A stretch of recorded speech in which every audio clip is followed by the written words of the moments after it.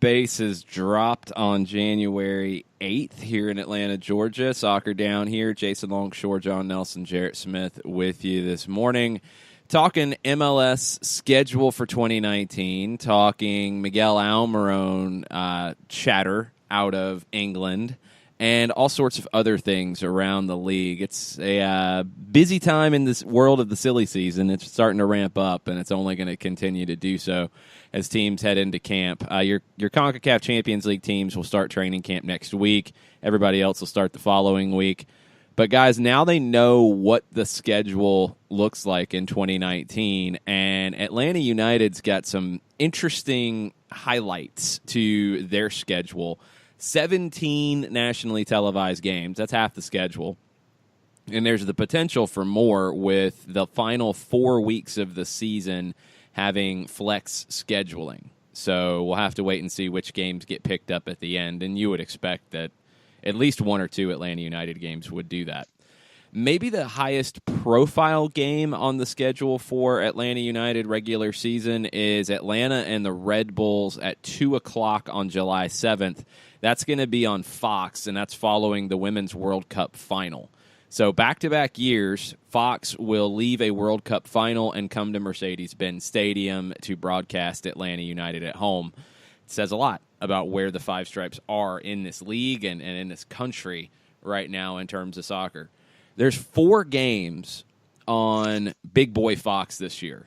3 of them are from Mercedes-Benz Stadium.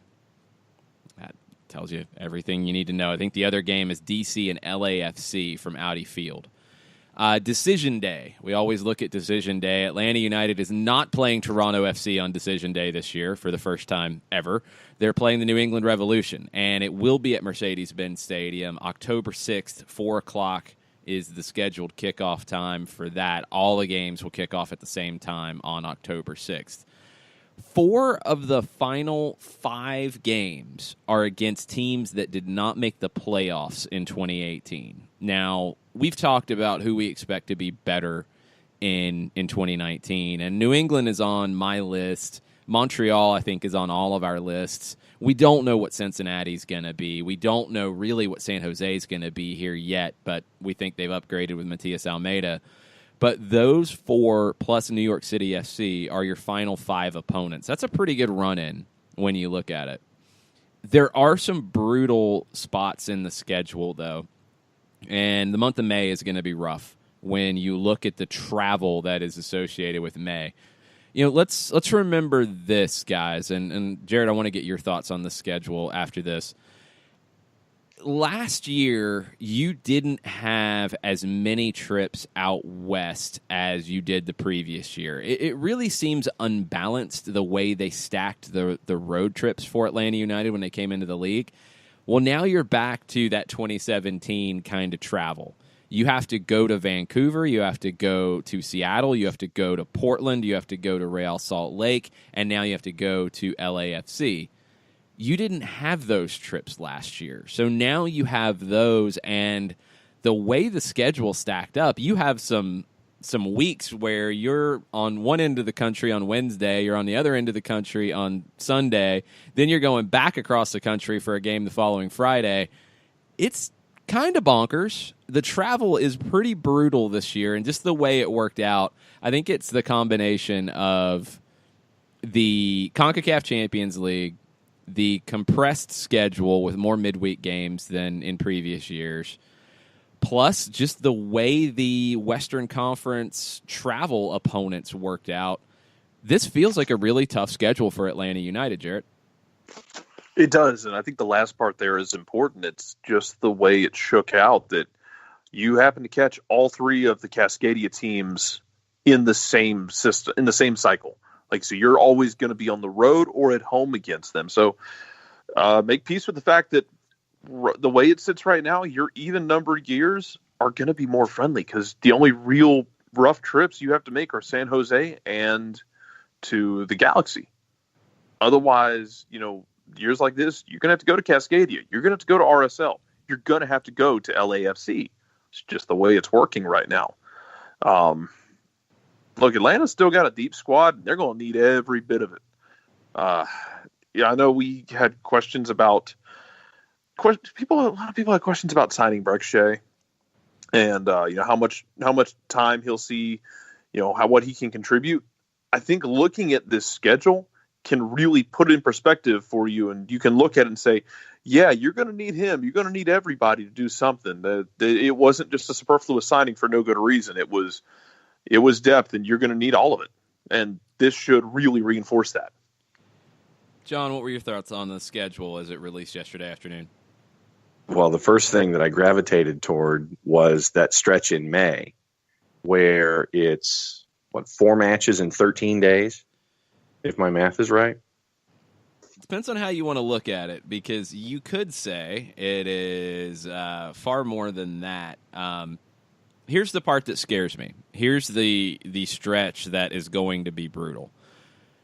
May 12th against Orlando at home.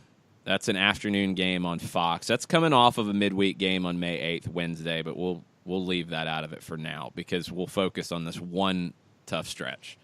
So May 12th against Orlando at home. That is a Sunday. Wednesday, May 15th, at Vancouver. Sunday, May 19th, at the New York Red Bulls. Friday, May 24th, at Real Salt Lake. And then Wednesday, May 29th, back home against Minnesota United. That is a lot of crisscrossing travel and games in midweek that are going to be difficult. And when you look at it, too, let's go one step beyond just the way the games line up. So you play Orlando on May 12th. You're coming off of a midweek game at home against Toronto. Orlando doesn't play midweek. Okay. Then you go to Vancouver, right? You're playing on the Sunday. Vancouver plays Portland in Vancouver on Friday, May 10th. They get a couple days of extra rest. Then you're going to New York from Vancouver. Red Bulls don't play midweek. Their previous game is on May 11th in Dallas. Atlanta will play 2 games after the Red Bulls play and then have to go to Red Bull Arena. Then you go to Real Salt Lake on a Friday night game on Unimas. Real Salt Lake plays on Saturday the 18th, not Sunday the 19th like Atlanta. That's tough. And you're playing opponents who are going to have a little more rest than you as well. That's going to be a stretch where if you really find any points out of that, it's a bonus because that's going to be tough. That's some brutal travel, John. Well, that and then even going past those 4, you've got your next 2 at home, but it's what? Minnesota United is 5 days later. Then you go, Wednesday, Saturday for the game against Chicago? Yeah. So, I mean, you want to talk the poster child for schedule compression and the poster child for depth of squad. This is that stretch. Is that practically the entire month of May leading to June 1st? You were going to have it happen, though. I mean, you've got an extra week off in April that would be around the CONCACAF Champions League semifinals. You have international breaks built in. You didn't want to stack up midweek games in March and April because of CONCACAF Champions League. So they catch up to you in May. You have an extended long break for the Gold Cup in June, and you've got a little bit of extra time off there that other teams play. For example, when you come back from that break after Chicago, you're off for 25 days. Then you go to Toronto on Wednesday, June 26th. Toronto plays the previous weekend. Atlanta doesn't. So they get a little bit of extra rest there. I had a question about, could Atlanta United, postpone games if they advance in CONCACAF Champions League? We saw teams do that last year. There's a little bit of wiggle room, but honestly not much with the compressed schedule this year with the timeline. This is why when we talked about the playoff format and the schedule format, this is what I didn't like about it, because you were going to have to see these types of situations happen, and it is. What frustrates me a little bit, and I'd love to know kind of how it worked out. There's a ton of moving parts when you make a schedule, first off. It's such a difficult process. But Atlanta United 4 times in the season they play a match with a team coming in without a midweek match preceding it. We talked about it in May. You have the two Red Bulls don't play midweek ahead of the May 19th game. Orlando doesn't play midweek ahead of the May 12th game. Atlanta plays midweek ahead of both of those. And then in September down the stretch, Atlanta hosts San Jose on September 21st. That's coming off of a Wednesday game in Cincinnati. San Jose doesn't play midweek. And in the next to last game of the season, Atlanta's in Montreal on September 29th, coming off of a trip to Yankee Stadium on Wednesday, September 25th.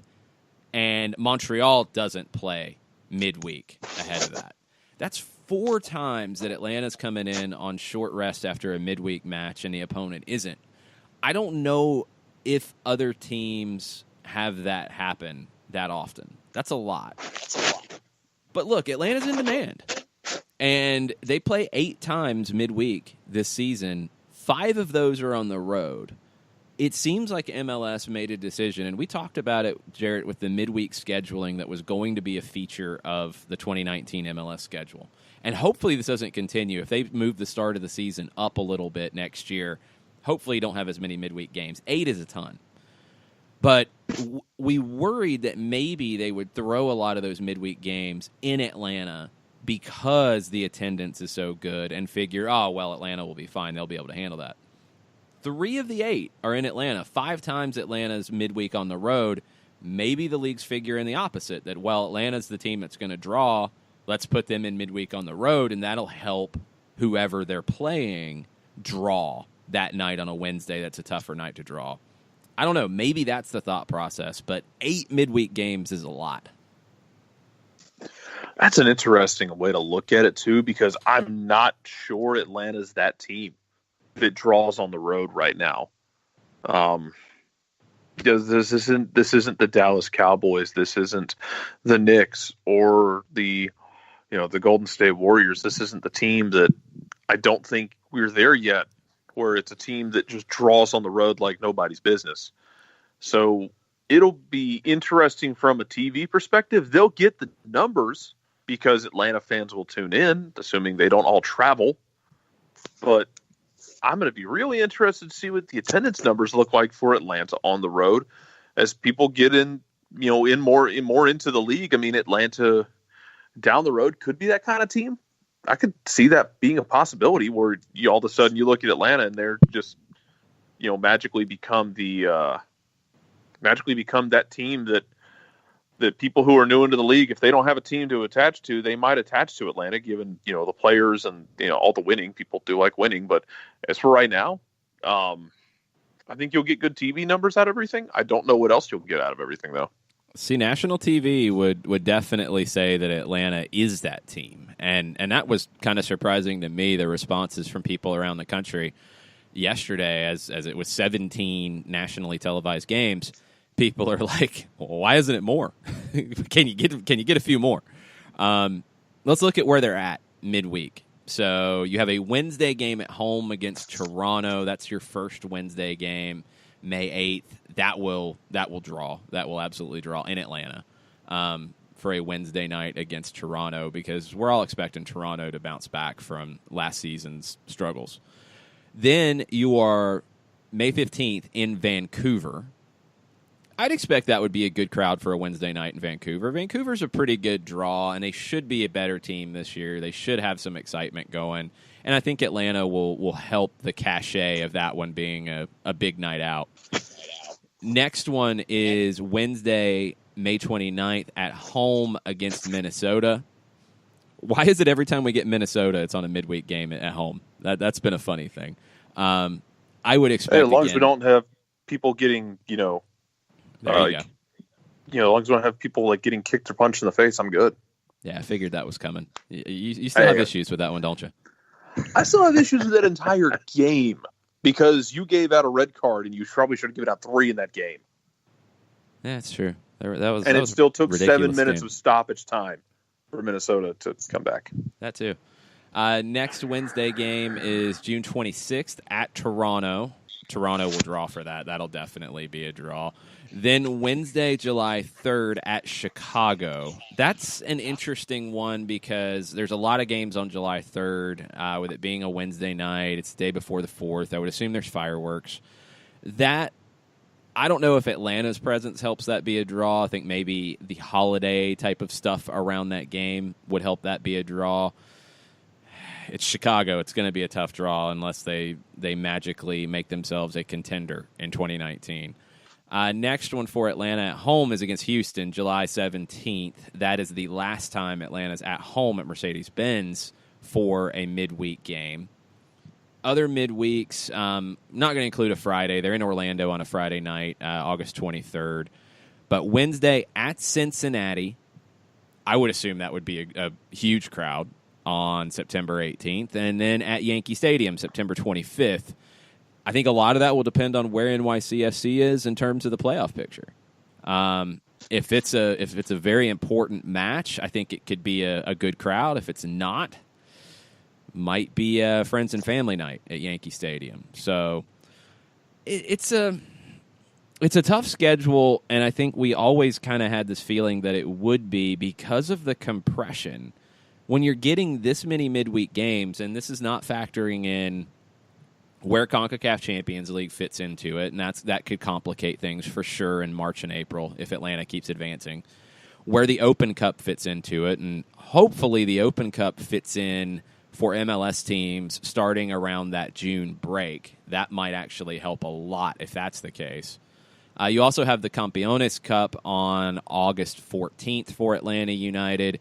That falls in between a game at home against NYCFC and then a trip to Portland on August 18th. Portland also plays on the 14th, so Atlanta won't be going into another short rest situation on that.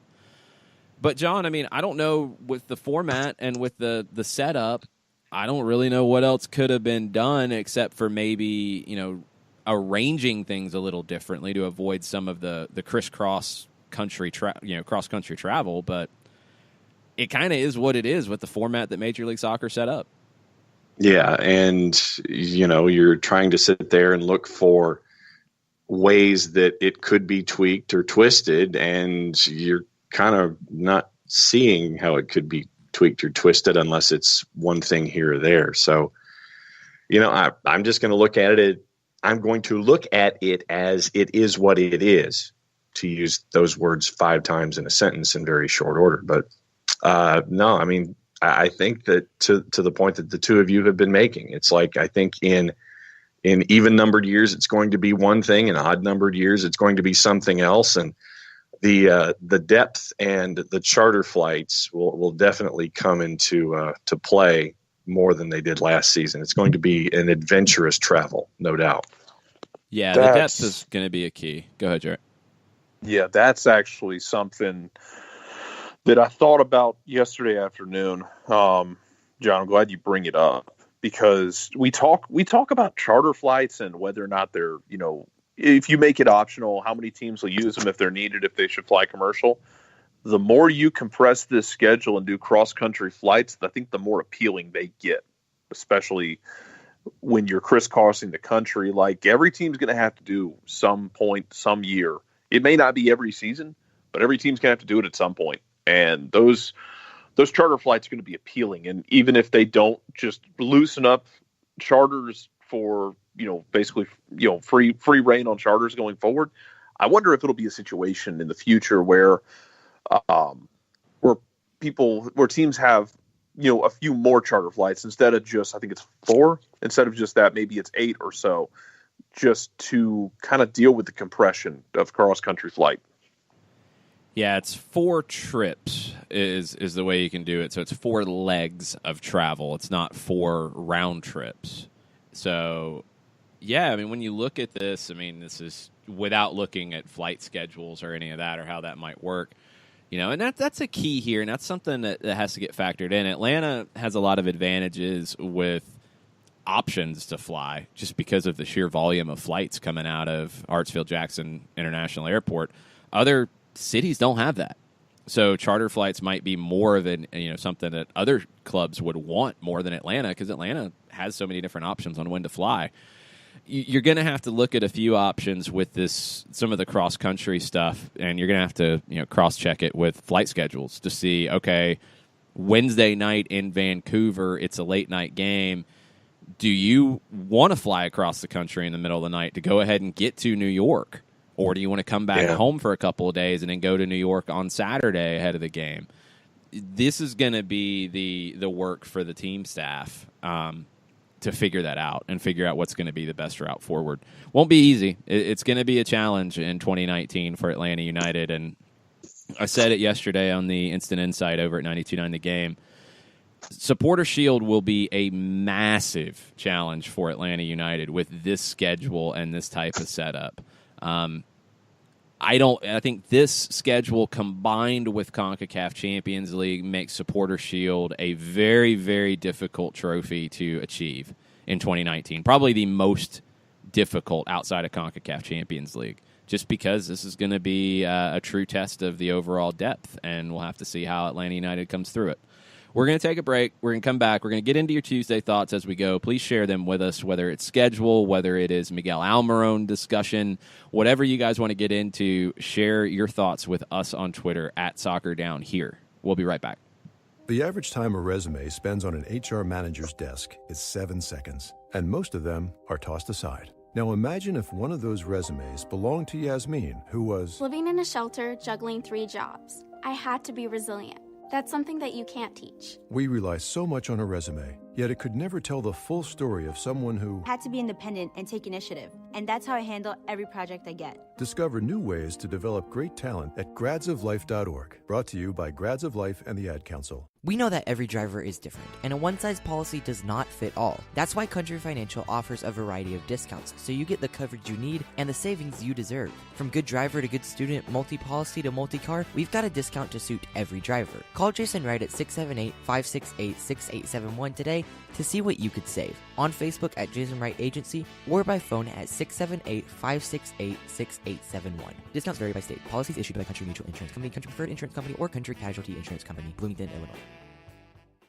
Hey, hon, what you doing with your phone? Taking pictures? No, I'm asking it questions. Like what? Hey, Bobo, do flowers have best friends? I'm sorry. I'm afraid I don't know that. Hey, follow me.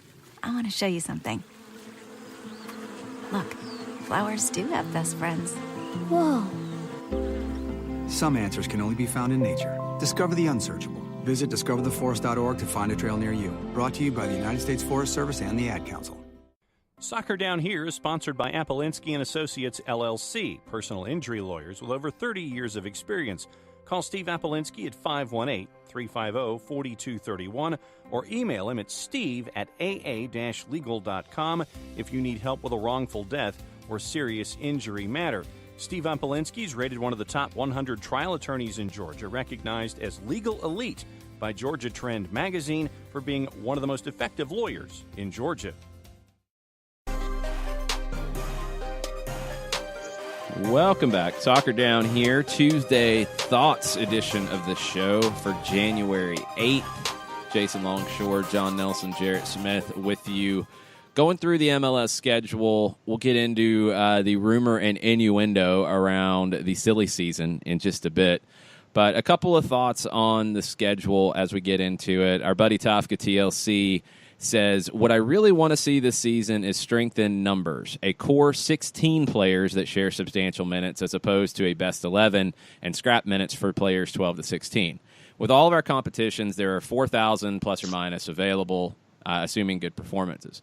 No one on the roster in 2018 eclipsed 3,000 minutes in the regular season, which means there almost by necessity will be 1,000 minutes to spare at every position. I don't want to see LGP with 3,800 minutes on his legs in 2019. Let's see spot starts for players on the fringe. I'm not measuring it by minutes. I think that's a dangerous way to go. I'm not measuring it that way because there are minutes in matches where it doesn't compute the same way. If you have a 3-0 lead in a match, if you're Leandro Gonzalez Perez, you can stand around and do nothing for 50 minutes of the game, depending on how the game goes. So don't get too hard and fast about numbers, but I agree. I think you're going to have to go to not so much a best 11, but a core of starting players. And is it 16? Is it 18? Is it 15? I don't know yet, because I want to see how Frank DeBoer looks at some of these guys positionally. Does he see Franco Escobar as a right back, as a center back, as a right wing back, as a hybrid, as a little bit of everything? Same with Julian Gressel. Is he a right-sided player? Is he a central player? Some of these guys who could play different roles, how many roles are they going to play? Because that's going to affect it. Breck Shea, is he brought here to play left back, is left wing, a little bit of both? That's going to affect how big that core is. But you're going to have to see some rotation.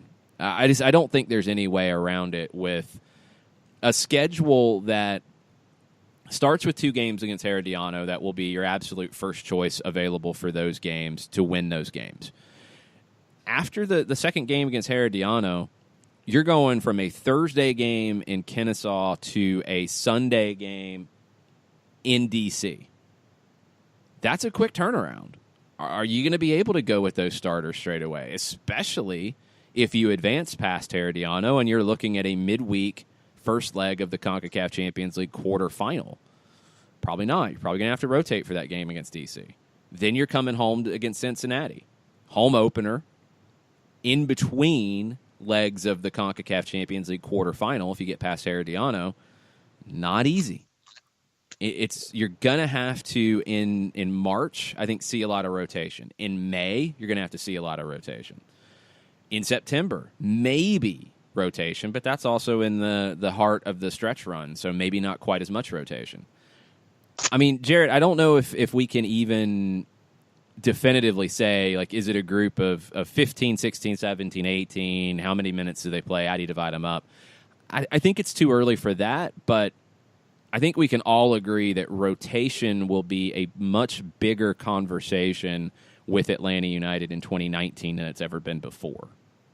It's going to have to be to survive. And every squad's going to have to be like that. Every team is going to have to be like that. It kind of sucks for a team like Cincinnati, and LAFC is going to have to get their offseason right in terms of expanding the squad. Because the first year, we saw it with LAFC. We saw it with Atlanta.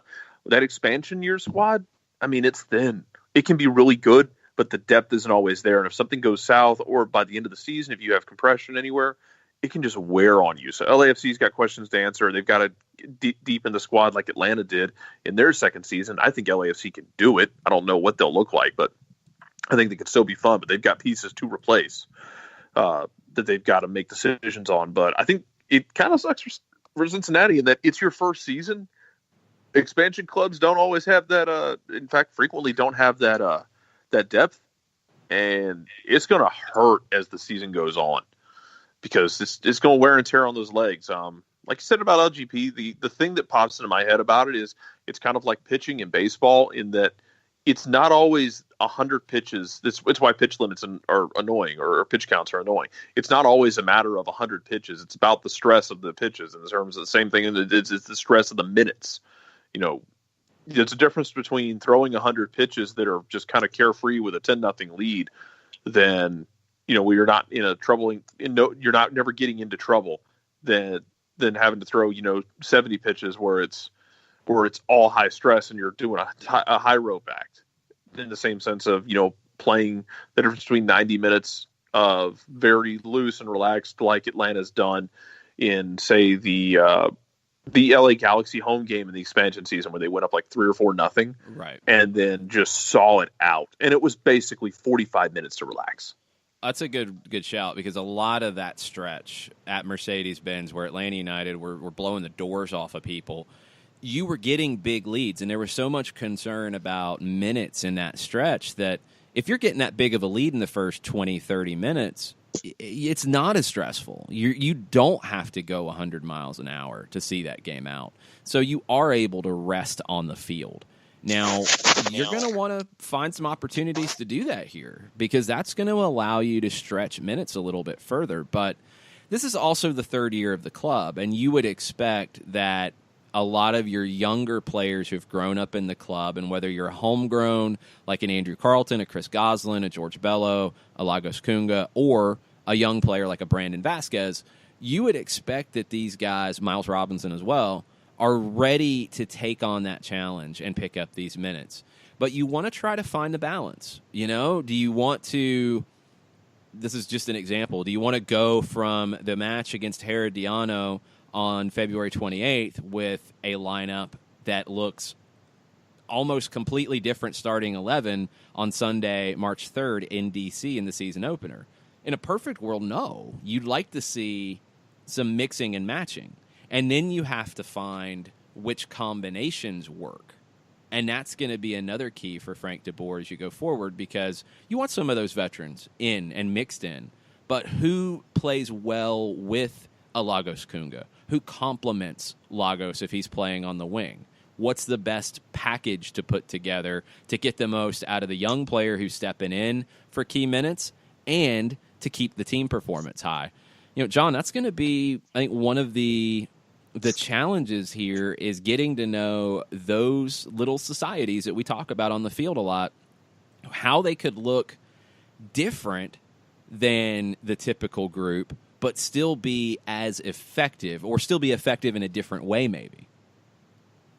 Yeah, and I think that for those of us who are going to get the opportunity to see what life is like at practice, to see this group hit the ground running and see how quickly it takes for these little societies to form and who those little societies are, can give us that idea of, okay, this, and this are things that we need to look at going forward with all the schedules going on. So, no, that's one of the anticipatory things when it comes to practice and getting ready for preseason training is, okay, who's going to be in the society, who's going to hook up, who's going to pair up. And for me, that's one of the things I'm looking forward to the most when practice starts for preseason is who's going to form and what they're going to form and how it's going to look. So for me, that's one of the things that is high on my list that has been highlighted of things to pay attention to early on.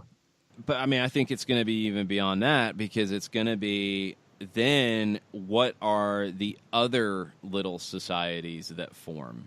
Because it's not just going to be, okay, my starting group or my core, or these guys play well together. It's going to be, all right, I'm going to have to play Lagos Kunga minutes with the first team this year.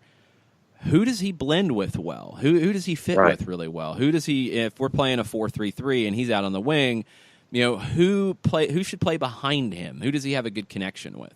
Those types of things are going to be kind of the next level, and that's what's going to get interesting. We don't have the U.S. Open Cup schedule yet, and we don't know kind of timeline of how that's going to look for where the MLS teams come into it. It looks like the first round of the tournament right now is scheduled for May 8th. That would be for the amateur and semi-pro level teams. Then you're going to see the USL professional teams come in the following weeks. And we don't know if that's going to be staggered. We don't know if USL League One is going to come in, and then the next round, the following week or the following couple weeks, USL Championship's going to come in. We don't know that stuff yet. And this is something U.S. Soccer really needs to get out there. I would think that the MLS teams would come in the beginning of June. And for Atlanta, that actually works really well because they have that layoff from after the game at home on June 1st, then all the way to June 26th. I would think that an Open Cup game or two will be played in that window, and it's just going to be down to the team to continue to advance. So I've seen the concerns about Open Cup and how that might look. Daniel Graham sent a message on Twitter and said, curious to know how they expect us to play U.S. Open Cup with all these games so close to one another. I think it's actually going to work out because you look at other teams' schedules in June, and I was just glancing at Cincinnati. So Cincinnati plays on June 1st as well. They're in Colorado. But then they play on June 6th while Atlanta's off, and then they play on June 22nd while Atlanta's off. So there are teams that are going to play in that window that Atlanta's off for a big stretch, and that could fall into Open Cup. So I think Open Cup will be another opportunity for the fringes of the first-team roster to get minutes and to have an impact. I think it'll be another chance for them to do that. And these early season games where there's a lot of compression, I think you'll get a good sense of what that group could be in Open Cup. But I think the Open Cup scheduling actually works out okay, but we're just waiting on those final dates from U.S. Soccer. Jarrett, with the schedule, with the compression, how important is Open Cup to you? How important do you think the U.S. Open Cup is going to be to Atlanta United in 2019? I hope it is important. It's kind of a side effect of the schedule compression that, you want Open Cup to be more important, yet you compress the schedule this much. It's going to be really easy for a lot of teams, not named Dallas, and, Sporting Kansas City and Houston, to look at this and go, yeah, this is kind of a back burner situation if we're in the middle of a playoff chase. I will understand, given the way the schedule is compressing and the fact that you've got, an extra slot for the playoffs, if teams go, yeah, we'll run a USL team out there and just kind of take whatever we get out of it. So it's going to be curious to me if we end up having more MLS teams lose out early in the MLS Cup, in the U.S. Open Cup, than we have in the past necessarily, because of the schedule compression. They're putting more emphasis on the regular season. Yeah, that's a good point. I think you could see that. I'm not one, and Taylor Twellman has pushed for this. Others have pushed for it as well, to make MLS teams go on the road. I think all the way up through the quarterfinals is the way that Taylor's put it. I'm not for that, just because if it's a competition, it needs to have that competitive integrity, and you don't do that by stacking who goes where. If you have a venue that is able to host a game, you are in the draw, and that's what you do, flat out. And it's a blind draw, and you get these opportunities. That is the way I think it should be. I would like to see, and I think we will see it now, more variety in the early opponents. And I think with more teams in the South that will be in the Open Cup, Atlanta United will see some different teams than Charleston. Nothing against the Battery. It's just you want to see some different opponents in this tournament. That's what can be so great about it. I do like that they've regionalized the early rounds. I think that's a smart thing for the smaller teams for sure. It does limit travel. But, John, how important is the Open Cup to you in 2019 if you are Atlanta United? When you look at this compressed schedule, you look at CONCACAF going on in the first part of the schedule, and you have to prioritize. And where does this fall for Atlanta, in your opinion? Number 3 right now, but once again, you haven't played a match. But looking at it straight up, for me, it's CONCACAF, MLS, Open Cup. And if you're still hanging around chasing either Supporters Shield or a high playoff spot, if you're still deep in Champions League, I could definitely see a Houston, a Sporting, an Atlanta United not prioritizing Open Cup as much. What? No. Champions League will end at the beginning of May, so it's not going to have any effect on Open Cup. So those are two separate things on the calendar completely. So that part won't affect it. I think I agree with you, though. I think you're going to look at some teams who look at this differently. Like some clubs who aren't in CONCACAF, obviously you're not worried about that, and you're playing out your early string. Some clubs are not coming in thinking they have a legitimate shot at MLS Cup. I think that's a larger number in MLS than any other soccer league in the world that feel like they can win the championship at the end of the year, but there's some that won't have that opportunity, and the Open Cup might be a bigger priority for them. For Atlanta, I think you do have to prioritize, other stuff ahead of the Open Cup and then see where you're at once you get into June. But CONCACAF Champions League, the second leg would be between April 30th and May 2nd of the final. So you'll have a full month likely before MLS teams come into it. So for Atlanta, it's not going to make much of a difference because May you're playing 57 games in the month of May going into it. But For other teams, I think you'll be able to reset before you get into Open Cup. So it shouldn't affect like a Houston or a Houston or Toronto or whoever else. Toronto as they deal with the Canadian Championship. It's going to be an interesting dilemma for teams, but I think you can separate CONCACAF and Open Cup and how they affect one another because you have that month in between. And that's if you go to the final. Yeah, so for me, it was consistently in the discussion for Atlanta United, it would be third in the rung. And, it's like, okay, it's there and you're going to be preparing for it and prepared for it, but it's number 3 for me. Yeah, CONCACAF is your top priority. I mean, it has to be. And I think Frank de Boer, set that standard with his interview in the Netherlands and talked about how CONCACAF would be such a big thing from a sporting perspective. MLS, obviously, I think if you're a contender in this league, you have MLS Cup circled as a goal every year. And then it's Open Cup. And I think for Atlanta, it's number 3 on the list. But I don't think it's a true third because CONCACAF will be done and dusted, even if you go to a final and you win it, will be done and dusted a good bit before. Now, you might have residual, just fatigue, maybe, from CONCACAF that would affect your decisions going into the Open Cup. But the other thing, too, and this is something to consider for Open Cup, you can sign guys on short-term contracts from Atlanta United, too, for that. And you're talking about guys like Josef Samuel, Laurent Kessiedou, Tyler Ruthven, Jackson Conway, Alessandro Castro, guys like that who you can't use in other situations in your season. Like, you can't use them in your games in May if they're on a USL deal. You could use them in that first Open Cup game in June coming off the heels of all those games. That opens up some possibilities, too. And I think teams that have that and have a strong second division roster, or third division in some cases, will benefit from that in the early stages of the Open Cup if they prepare those guys to step in and play at a comparable high enough level. It's going to be Open Cup is going to be another extra challenge this year.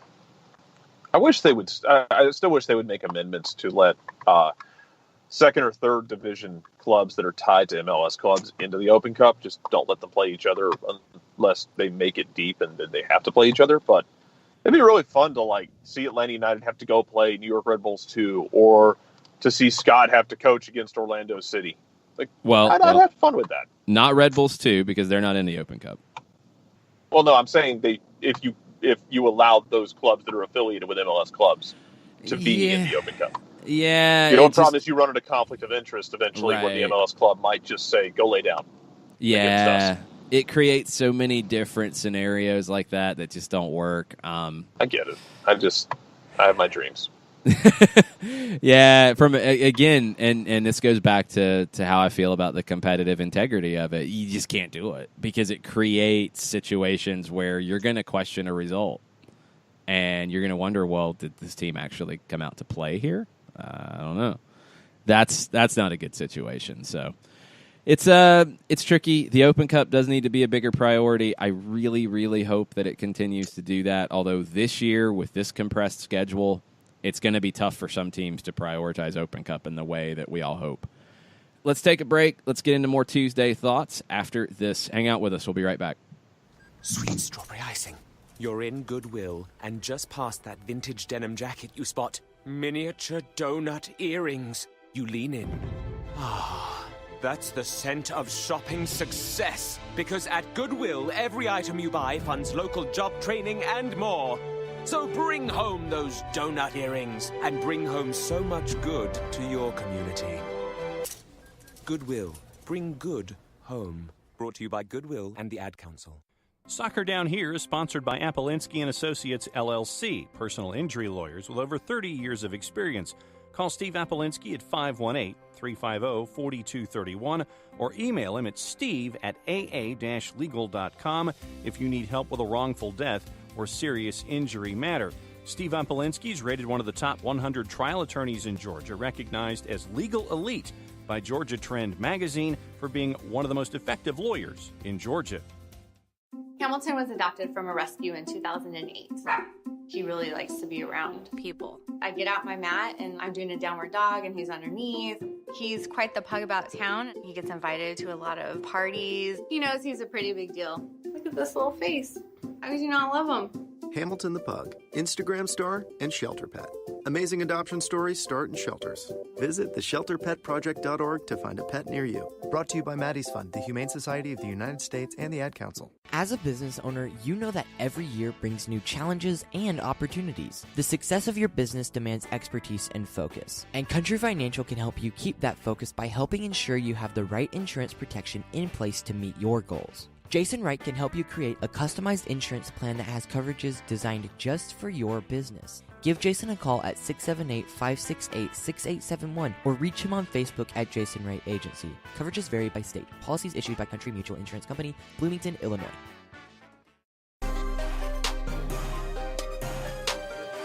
Welcome back. Tuesday Thoughts edition of Soccer Down here, January 8th. Jason Longshore, John Nelson, Jarrett Smith with you this morning. A lot of schedule talk with the MLS schedule being released yesterday. Ricky Ricardo shared a Tuesday thought with us. Really interested to see how close the average strength of schedules are. And this was something MLS posted on their website. I know that when they are this close, it doesn't matter, but Atlanta is tied for the easiest schedule, LOL.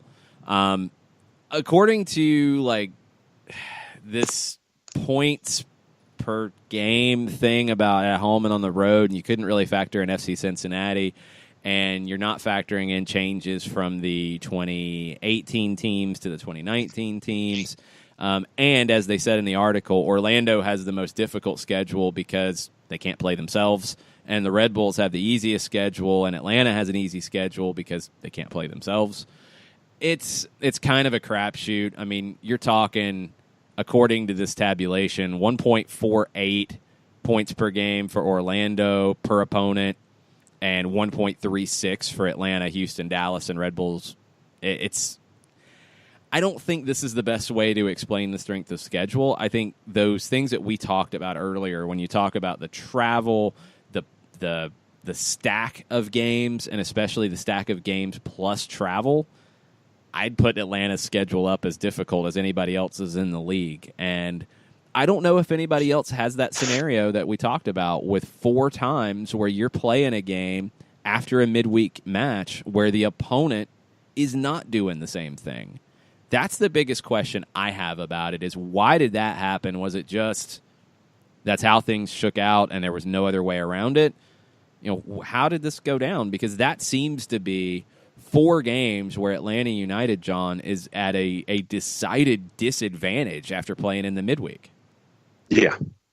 And I would have loved to have been in the room with the schedule makers, just to have to be there, to sit there and have them walk me through this process as to why. And we talked about it in the first segment, and we kind of went through our permutations about the whole thing. So this is going to be this is a tough one. And when I looked at that strength of schedule graphic yesterday, and it was top to bottom less than 0.2 of a point using their math to separate top from bottom. Is that right? It's 1.48 to 1.36, I think. Okay, so 1/8 of a point basically when it comes to that strength of schedule. But for me, it's a rough run, and I wasn't looking at the math. Once I saw that graphic, I looked at the schedule and I'm like, this seems to be a lot tougher than that math is indicating. So for me, I look at what Atlanta United is staring at in 2019, and it's pretty rough and rumble, and I didn't have the math to apply to it. Well, I mean, that math is literally just taking how teams did in 2018 on the road and at home and applying it, which we know is not going to be the case for 2018 to 2019 because teams will improve and decline, and it's not factoring in a situation like those 4 games. I mean, those are 4 games to me where I would say, and I don't have the numbers to back it up. I wonder if this has been studied. I'd love to see it if it has been. what the likelihood of a team coming off of short rest against an opponent who has a full week of rest, what the likelihood of that team getting a result is. I would say that it's less. I'd say you're coming in as a disadvantage. We'll have to see. So it's tough. Look, a schedule, and we'll get into it in the next segment a little bit more. Like, a schedule has so many moving pieces that you're trying to fit together. It's a puzzle, and it's a very tricky puzzle. And there are so many challenges to figuring out, okay, this team is available this day, and they have to fit in here. This team has these dates for their home stadium. Yankee Stadium presents a number of challenges for New York City. That's why they have more home Wednesday games than anybody else, I think. Others, Portland has to play 12 games on the road before they get to open Providence Park. Trying to fit all that stuff together makes it a true challenge, and that's why I think you have these weird quirks. Let's take our final break of the first hour, come back, reset, and we'll get into some other topics in hour number 2. But final call and schedule stuff, we'll talk about it after this. Stay with us. The average time a resume spends on an HR manager's desk is 7 seconds, and most of them are tossed aside. Now imagine if one of those resumes belonged to Yasmin, who was living in a shelter, juggling 3 jobs. I had to be resilient. That's something that you can't teach. We rely so much on a resume, yet it could never tell the full story of someone who had to be independent and take initiative. And that's how I handle every project I get. Discover new ways to develop great talent at gradsoflife.org. Brought to you by Grads of Life and the Ad Council. We know that every driver is different, and a one-size policy does not fit all. That's why Country Financial offers a variety of discounts, so you get the coverage you need and the savings you deserve. From good driver to good student, multi-policy to multi-car, we've got a discount to suit every driver. Call Jason Wright at 678-568-6871 today to see what you could save. On Facebook at Jason Wright Agency, or by phone at 678-568-6871. Discounts vary by state. Policies issued by Country Mutual Insurance Company, Country Preferred Insurance Company, or Country Casualty Insurance Company, Bloomington, Illinois. Hey, hon, what you doing with your phone? Taking pictures? No, I'm asking it questions. Like what? Hey, Bobo, do flowers have best friends? I'm sorry. I'm afraid I don't know that. Hey, follow me. I want to show you something. Look, flowers do have best friends. Whoa. Some answers can only be found in nature. Discover the unsearchable. Visit discovertheforest.org to find a trail near you. Brought to you by the United States Forest Service and the Ad Council. Soccer Down Here is sponsored by Appolinsky and Associates, LLC, personal injury lawyers with over 30 years of experience. Call Steve Appolinsky at 518-350-4231 or email him at steve@aa-legal.com if you need help with a wrongful death or serious injury matter. Steve Appolinsky is rated one of the top 100 trial attorneys in Georgia, recognized as legal elite by Georgia Trend magazine for being one of the most effective lawyers in Georgia.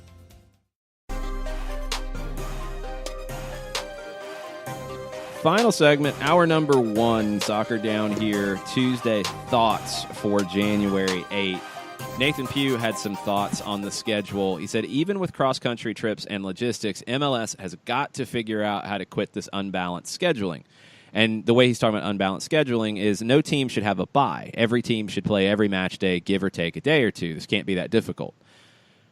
It is that difficult. I think it's part of it. It just is. You also have situations like Atlanta United's where they are off on the week of April 7th. New England plays that week. Atlanta United's off. That would be a match week that is sandwiched by potential CONCACAF Champions League semifinals. So, okay, if Atlanta gets to the CONCACAF Champions League semifinals, that's going to be a really valuable time to have a weekend off from league play. So that works. You also have international breaks that some teams choose to play through, or I guess offer themselves up to play through, and others don't. Atlanta United's not playing during the international break of March 24th. They're not playing during some of the Gold Cup break that other teams are playing through on either side of it at the beginning and at the end. It's tough. I think some of it is just the quirks of MLS. Jarrett, I mean, some of it is also the quirks of the 2019 schedule that is coming off of what had been the normal schedule with a MLS Cup in December, followed up by the new format and compressing things, but not being able to start the season any earlier. And you get this weird compression that hopefully is a one-year thing. Yeah, it's just, this whole thing is going to be really weird for everybody, I think. I think Atlanta drew the short straw, just the way this is set up this year, that somebody had to draw that short straw, and Atlanta did. And some of it might go back to, Atlanta is on such a weird clock with the schedule where they've got to go out to Cascadia and they've got to take a bunch of West Coast trips all in the same year, but the next year they don't. It just, you draw the short straw there. And I mean, on one hand, you're defending champion, and right now your cash cow is going to get, worked like a rented mule. On the other hand, they're going to be on national TV a lot, and you're going to have them front and center multiple times a week, which is what you want if you're the league, but you also don't want to run them into the ground. And it's going to be very interesting to see, how they approach the early part of the season with CONCACAF Champions League. Let's say they make a run in Champions League. Do they punt the early? Well, not punt, but do they take less priority on the early part of the season? Yes. Then let's say you have to. Yes, I agree. Then let's say, okay, we're back in Champions League's over. We're back to regular season. Oh, look at that. We made it through 3 rounds of U.S. Open Cup. And we're still trying to fight our way back in from punting the early part of the season. Where do we sit in the playoff picture? How much importance can we place on the U.S. Open Cup? Because right now, our team looks like a bunch of rabbits on meth running around with their heads cut off. This is going to get really weird. It is, but I think Open Cup and CONCACAF are separate issues in the schedule, so I'm not lumping those together. Real quick, before we finish up the first hour, you look through the way CONCACAF and league play overlap. You have your 2 games with Herediano, you turn around immediately and go to D.C. If you get past Herediano and you're going into the quarterfinals of the CONCACAF Champions League, you turn right around and play midweek between D.C. and Cincinnati, and in between Cincinnati and Philly. You're going to have to rotate your squad heavily for those league games if you're in a CONCACAF quarterfinal series with Monterrey. And that's what you would expect to be if they get through Alianza of El Salvador. Then, if you get through that quarterfinal round, then you're going into a semifinal round where you do have a break in the schedule. That helps. You might look at the trip to Columbus and the following trip to New England afterwards a little differently. But the semifinal is a little more comfortable. You get to a final, all bets are off. You're putting all your eggs in that basket to win the CONCACAF Champions League. So it's going to be a very tough balancing act for Frank DeBoer and Atlanta United with the schedule, with CONCACAF, with Open Cup. I think Supporters Shield is going to be very, very difficult for a team in CONCACAF to achieve this year. I would agree with Jarrett's conversation in the break that a treble this year is borderline impossible with the schedule compression. We'll see how Atlanta United handles it with their goals of winning CONCACAF, of winning MLS Cup, and I would say the Open Cup would be next on that list. So we'll see if they can find the balance. Not going to be easy. Let's take a break, come back, more Tuesday Thoughts. We have some Miguel Almiron stuff to get into. People shared it with us on Twitter. We'll talk about it next. Stay with us. Sweet strawberry icing. You're in Goodwill, and just past that vintage denim jacket you spot miniature donut earrings. You lean in. Ah, that's the scent of shopping success. Because at Goodwill, every item you buy funds local job training and more. So bring home those donut earrings and bring home so much good to your community. Goodwill. Bring good home. Brought to you by Goodwill and the Ad Council. Soccer Down Here is sponsored by Appolinsky & Associates, LLC, personal injury lawyers with over 30 years of experience. Call Steve Appolinsky at 518-350-4231 or email him at steve@aa-legal.com if you need help with a wrongful death or serious injury matter. Steve Appolinsky is rated one of the top 100 trial attorneys in Georgia, recognized as Legal Elite by Georgia Trend magazine for being one of the most effective lawyers in Georgia. Hamilton was adopted from a rescue in 2008. He really likes to be around people. I get out my mat and I'm doing a downward dog and he's underneath. He's quite the pug about town. He gets invited to a lot of parties. He knows he's a pretty big deal. Look at this little face. How could you not love him? Hamilton the Pug, Instagram star and shelter pet. Amazing adoption stories start in shelters. Visit theshelterpetproject.org to find a pet near you. Brought to you by Maddie's Fund, the Humane Society of the United States, and the Ad Council. As a business owner, you know that every year brings new challenges and opportunities. The success of your business demands expertise and focus. And Country Financial can help you keep that focus by helping ensure you have the right insurance protection in place to meet your goals. Jason Wright can help you create a customized insurance plan that has coverages designed just for your business. Give Jason a call at 678-568-6871 or reach him on Facebook at Jason Wright Agency. Coverages vary by state. Policies issued by Country Mutual Insurance Company, Bloomington, Illinois. You're listening to Soccer Down Here daily on SDH Networks, a division of OSG Sports. Find us at Soccer Down Here on Facebook and Twitter. The time is now the top of the hour. Peep, y'all.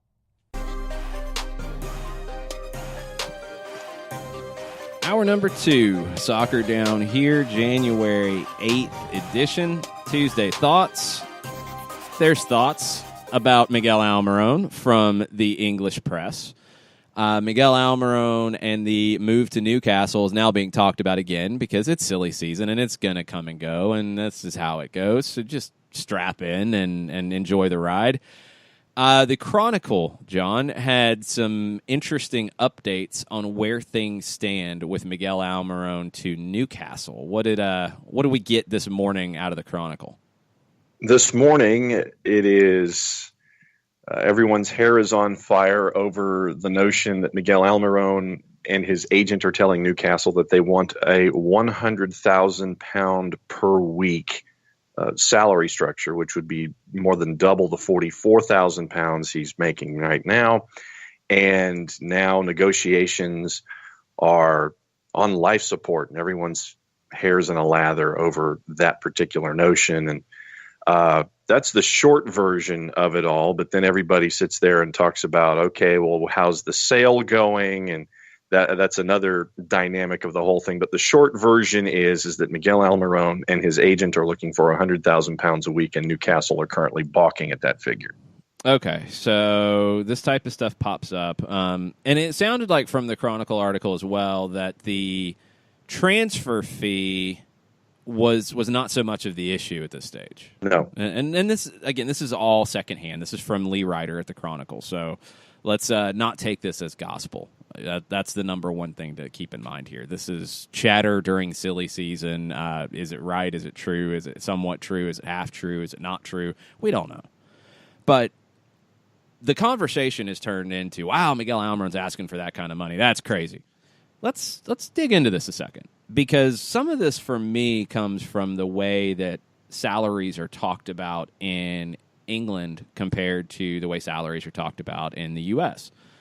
We don't talk about a per week salary. We talk about a yearly salary. So when you talk about Miguel Almiron in the U.S., you're talking about his salary that was published by the Major League Soccer Players Association, base salary of $1.9 million a year, total compensation $2.297 million per year.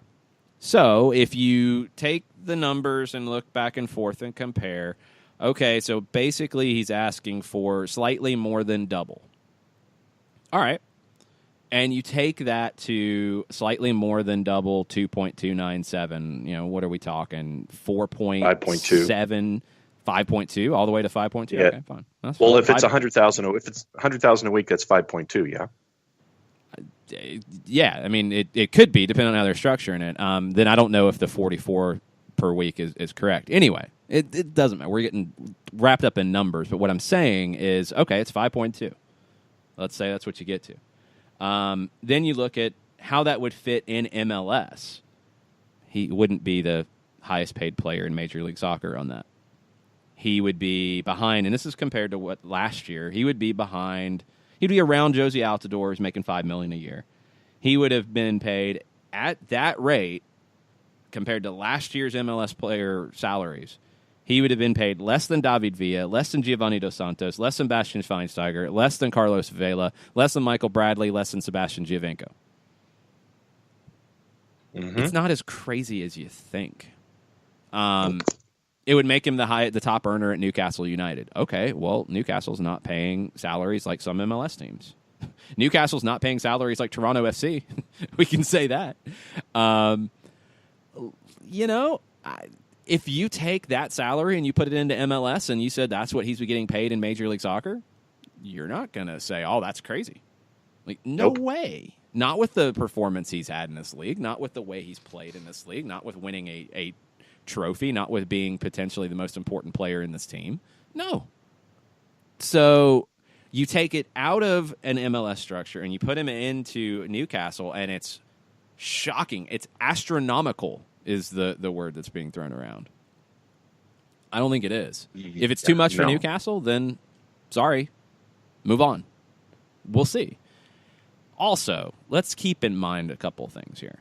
I did see, and I believe it was the Chronicle, it could have been a different article following up, that it sounded like Newcastle was okay with £70,000 per week, but not 100.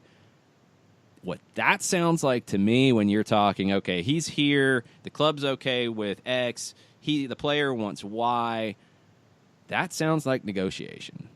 And that is what happens this time of year. So I would just say don't freak out and don't take all these numbers for gospel, because it sounds like it is a public negotiation over what his improved contract would be after a transfer. And that's how the game is played. So 70,000 would put him at 3.6 ish. Yeah, I would assume so. Yeah, I mean, I'm guessing they're doing it that way. If whatever, I mean, yeah, put him around that. So for the sake of math, 3.6, sure, which would put him in the MLS neighborhood of whom? And I just closed it. A lot of guys that he's played better than. I mean, that's what it comes down to. If you're looking at him being on a $5.2 million deal, would not put him in the top 5 in salaries in the league. He's earned that type of money in this league. Now, can his agent convince Newcastle that he's worth that kind of money at Newcastle? That's negotiation. That's where we're at. So we'll have to see how this all goes down. But I think the thought that, wow, the Newcastle deal is dead doesn't seem to be the case. And we'll see how it plays out. But it's January 8th. The window for the Premier League and La Liga and pretty much anywhere else in Europe that would matter here is January 31st. Yes, training camp opens, and I've seen people, be a little worried about, well, would he come to training camp? Would he not come to training camp? He's under contract.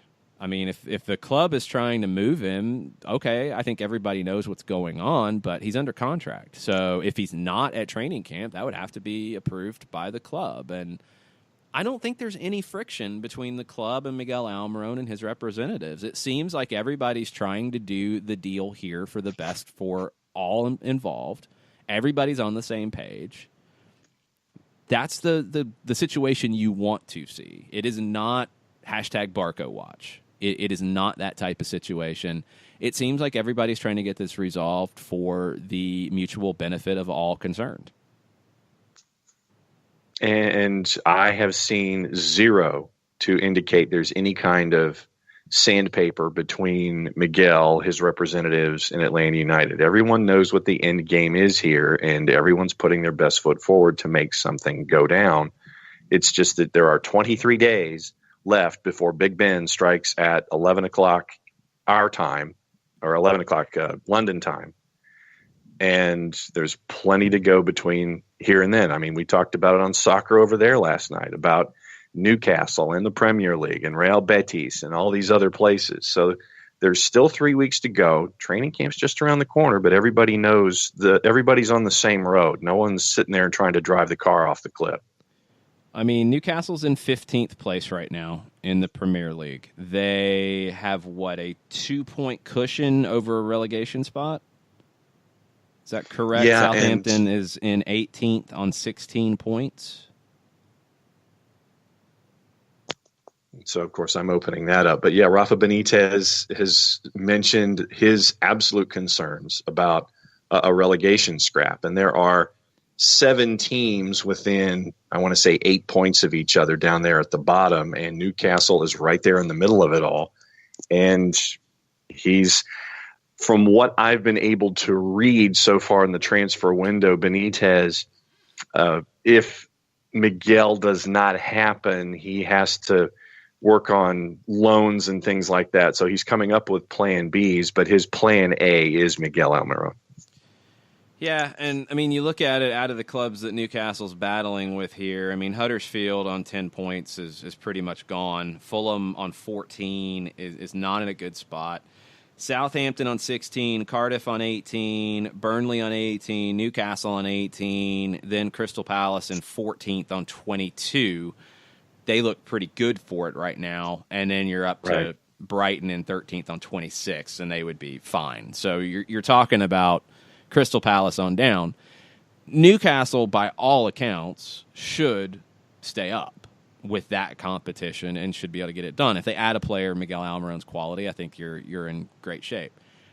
Yes. How much do they have to do that? That's going to be the question for Newcastle, and that's going to affect how much they're willing to pay and give Miguel in a contract. So if things get a little more desperate in the next week, then you're talking about a whole different scenario that could play out. And this weekend, Newcastle is at Chelsea. Would not expect to see any points out of that one. And then you look at the other teams around them. If Burnley, Cardiff, Southampton, Fulham poll results, then maybe things get a little more desperate next week. And that's silly season. And that's silly season for a team in Newcastle's spot. And then don't think that these conversations and this talk about salary and this and that is not being translated into Spanish and being talked about over with Real Betis. So Real Betis has been linked to Miguel Almiron. They're in the opposite scenario. They're in 6th, trying to get into a Champions League spot in La Liga. They're not that far off. I think they're 5 points out of it right now. Could Miguel Almiron put them over the top and help them get to a Champions League spot? And how desperate are they to do that? Interesting scenarios for the clubs that Miguel Almiron's been linked to here lately. And the fact that we're dealing with extremes, I think, is another part of the interesting aspect of all of this. And if you're dealing with the optimism of a Real Betis and you're wondering, okay, do we do something now to push ourselves closer to get closer to those spots, or do we wait and then make the mad dash?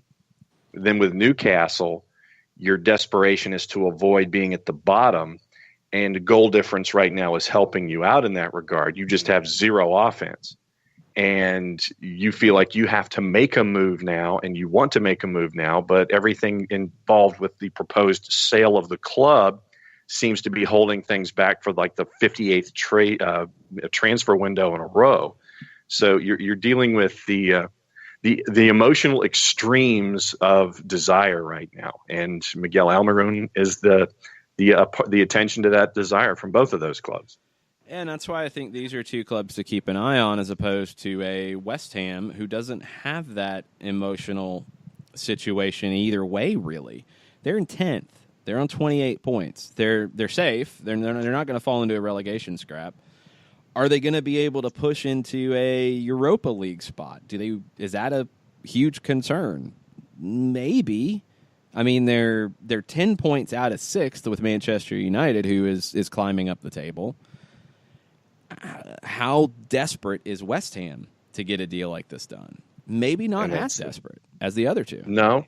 Yeah, because right now Arsenal is in that Europa League spot, and they're 13 points north of you. So I think that West Ham is a team that, while, yes, they need offense, Manuel Pellegrini is in a position where you're comfortably in the middle of the table in the Premier League. Summer.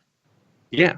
So there's nothing there to sit there and say, okay, well, we need to make a mad dash for X, because 13 points is a lot of ground to make up at the halfway point of the season. So stay comfortably mid-table, just do your thing. You're there, you get your share of the TV revenue, and you're all good to go. I think that the task for West Ham is just to improve their stock in that middle group and not chasing Europa League spots, because that is way out of control right now. Yeah, that's the key with a winter window, is you're playing off of desperation either way. You're playing off of a team who's either had injuries and has to find a replacement, a team that has an opportunity to achieve something that maybe they didn't think they could at the beginning of the year, and they don't want to let that go, or a team that is desperate to stay up. You're dealing with that side of pushing a deal in January as opposed to the summer, where it's more of a clean slate and you're looking at building. So Newcastle and Real Betis are the two that have been linked the most to Miguel Almiron. They have very different situations that they're currently facing, but both have desperation built in to what they're trying to accomplish, and we'll just have to wait and see. Alex asked on Twitter, since training camp starts before the transfer window closes, what would the team do with Almiron and Pity Martinez? Guessing Pity would be announced before then, but would Almiron come to camp? It just depends. I mean, honestly, it just depends on where things are. And honestly, I would say there's a lot of things that could change between now and next Monday. So I don't know if anything is done, locked up, settled between now and Monday. I think you could look at things moving all over the place between now and then. So Pity Martinez right now is not an Atlanta United contracted player publicly. So you can't count on him publicly to be at training camp on Monday. Miguel Almiron is, so publicly you would be counting on him to be at training camp. And anything different than that is going to take announcements and or understandings between the club and the players involved as to what they do. So I don't know. And then the flip side, too, is, this is a situation where, okay, Miguel Almiron goes to Newcastle or Real Betis or unnamed European Club A. He's going to have to hit the ground running. And that's going to be a challenge because he's been, off for a month. How is his fitness? What has he been working on? How long is it going to take him to get back up to match speed? These are things where if a transfer saga is dragging on a little bit, maybe coming into training camp for a week might help him hit the ground running a little faster. So I don't think you're going to have a problem with that. It's a very interesting scenario, and it's the first time Atlanta United's been here. So I get the consternation. I get the confusion. Totally understand all that. But there is a lot of time between now and the close of the transfer window. A lot of time, and a lot of time for these situations with Real Betis, with Newcastle, and anybody else that might get involved. Their situations can change a great deal over the next few weeks. And looking at the standings briefly, yes, West Ham is a handful of points out of 7th, but all that really does is improve your TV share more than anything else. And so that is a goal to be chased. But on a side note, how cool is it for Atlanta United fans and MLS in general to be a part of having a saga like this? I think that it's an interesting moment for the league and for the franchise here, that Miguel Almiron is such a focus on the international stage. It says a lot. It says a lot about Atlanta United's idea in building the club and building the roster initially, and identifying a guy like Miguel Almiron as a key piece of the initial roster build. Because you went in and you paid somewhere between $8 and $11 million, depending on which report you're going to believe. And you're going to more than double that in 2 years. And more than just that, I mean, more than just the dollar figures of it, you're going to establish Atlanta United as a even bigger club in this hemisphere than we've talked about previously. You're going to make Atlanta United, and by side bar, you're going to make Major League Soccer a league of choice in this hemisphere for young talent that has already talked about seeing what Miguel Almiron's doing and saying, I want to go there. Let's throw this out there before we go to break. In 2018, Major League Soccer brought in $45.4 million in transfer fees. That's the largest amount in the league's history. It's 17th in the world. You get a Miguel Almiron deal done in January. You also have the Tyler Adams deal. You also have the Chris Richards deal. You also have the Alphonso Davies deals. And I don't know when the Davies deal hit the books, if that hit in 2018 or if that's going to hit in 2019. Technically, it doesn't hit until the transfer window opened, but I'm not sure how they accounted for it. MLS is in a position where it will be selling far more than it ever has. And this deal will be by far the biggest one for a player who came into this league that you went out and identified and said, we're going to go get this player with the idea of them coming in, playing well, and being sold. It changes the game. It absolutely changes the game for players being sold. And $45 million in 2018. That's about half of the TV revenue for 2018 in the current TV deal. Now, these things both need to increase over time because this is where the league is going to grow. With more money coming into the league, more revenue coming into the league, you're going to be able to do more things. So this is a very important time and deal for not just Atlanta United, but for the league and by extension for soccer in this whole hemisphere. Because it will make MLS an even bigger part of the conversation when this deal gets done. And the corresponding deal that we're all expecting with Pity Martinez coming in. You throw the two together and you ramp this up and you are like, wow, we're living in a different world than we were 2 years ago. And that's what Atlanta United's doing right now. Let's take a break. We'll get into your Tuesday thoughts. We'll get into some other news and rumors from around the league as well. Stay with us. We'll be right back. The average time a resume spends on an HR manager's desk is 7 seconds, and most of them are tossed aside. Now imagine if one of those resumes belonged to Yasmin, who was living in a shelter, juggling 3 jobs. I had to be resilient. That's something that you can't teach. We rely so much on a resume, yet it could never tell the full story of someone who had to be independent and take initiative. And that's how I handle every project I get. Discover new ways to develop great talent at gradsoflife.org. Brought to you by Grads of Life and the Ad Council. We know that every driver is different, and a one-size policy does not fit all. That's why Country Financial offers a variety of discounts, so you get the coverage you need and the savings you deserve. From good driver to good student, multi-policy to multi-car, we've got a discount to suit every driver. Call Jason Wright at 678-568-6871 today to see what you could save. On Facebook at Jason Wright Agency or by phone at 678-568-6871. Discounts vary by state. Policies issued by Country Mutual Insurance Company, Country Preferred Insurance Company, or Country Casualty Insurance Company, Bloomington, Illinois. Hey, hon, what you doing with your phone? Taking pictures? No, I'm asking it questions. Like what? Hey, Bobo, do flowers have best friends? I'm sorry. I'm afraid I don't know that. Hey, follow me. I want to show you something. Look, flowers do have best friends. Whoa. Some answers can only be found in nature. Discover the unsearchable. Visit discovertheforest.org to find a trail near you. Brought to you by the United States Forest Service and the Ad Council. Soccer Down Here is sponsored by Appolinsky & Associates, LLC, personal injury lawyers with over 30 years of experience.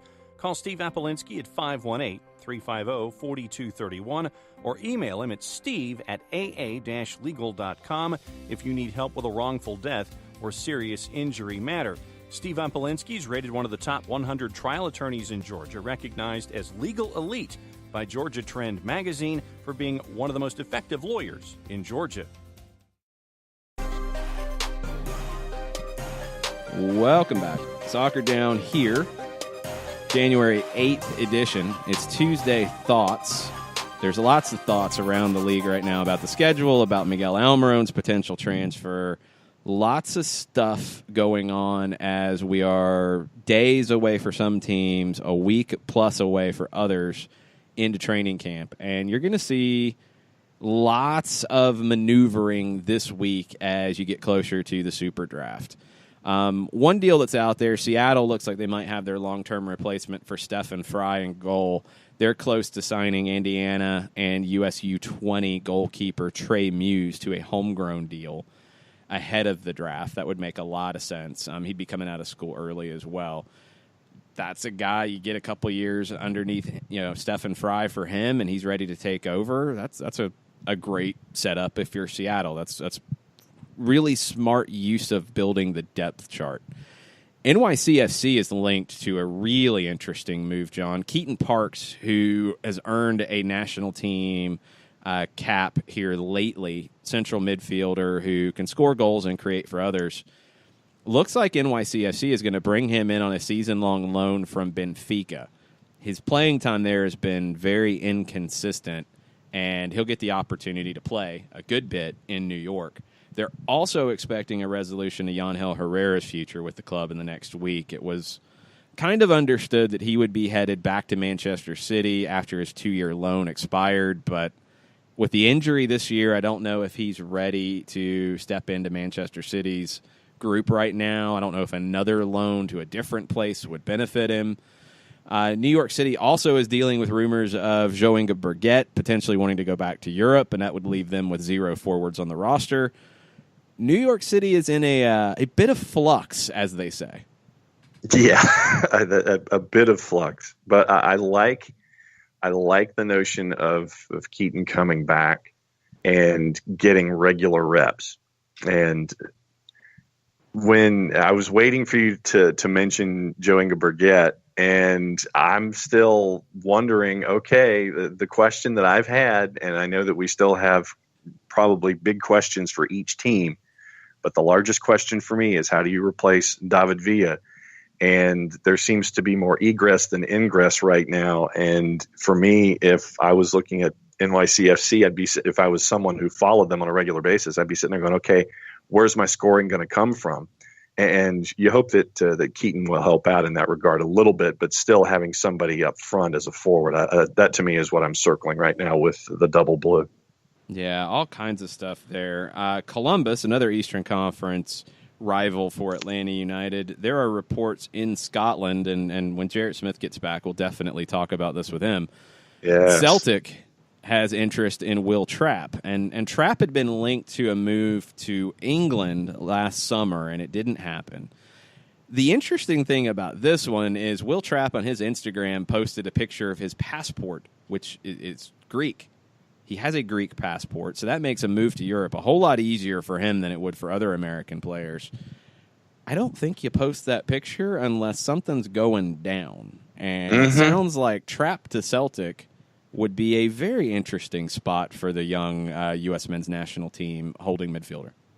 Yeah, and I want to get Jarrett's thoughts on that. And we've been talking about scheduling, and one of the aspects of the 2019 schedule that I'm looking forward to is Hell is Real. And I want to see how it translates to MLS, and for Columbus and Cincinnati to go at each other as they have in Open Cup. I want to see what Columbus looks like as a roster and what their approach is going to be. But I also am looking forward to Hell is Real in 2019 and getting that started in MLS. How did that rivalry get that name? I'm guessing that it started with the folks in the Bailey. I mean, I can look it up in the break, but I think that when the legend of Mitch Hildebrandt, and Mitch, if you're listening, help us out.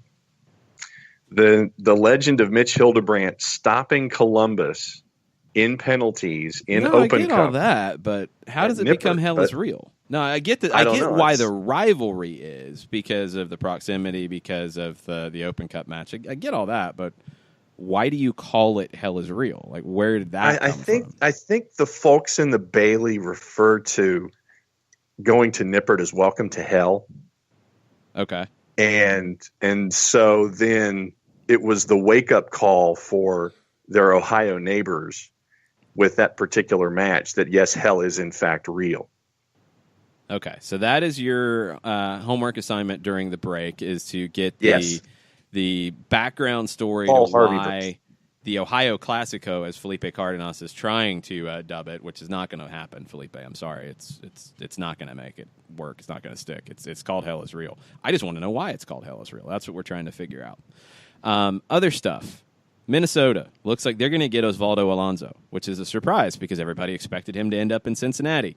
Andy Greeter of the Pioneer Press reported that Alonso is likely to sign with the Loons Cincinnati made a 2-year offer. I don't know what Minnesota is offering. If maybe it's an extra year. There's limits on how much money they can offer because of Alonso's situation in the CBA. It's a little surprising because Minnesota has seemed to be signing every holding midfielder they can possibly get their hands on. But we talked about it with Jan Gregus and the talk about him being a 6. Well, he's not truly a 6. He's generally played as an 8. If you pair him with Alonso, that could be a nice work. They might complement each other very well. If Alonso still got those legs and can still play the way he did at the end of the season for Seattle, where he was very good.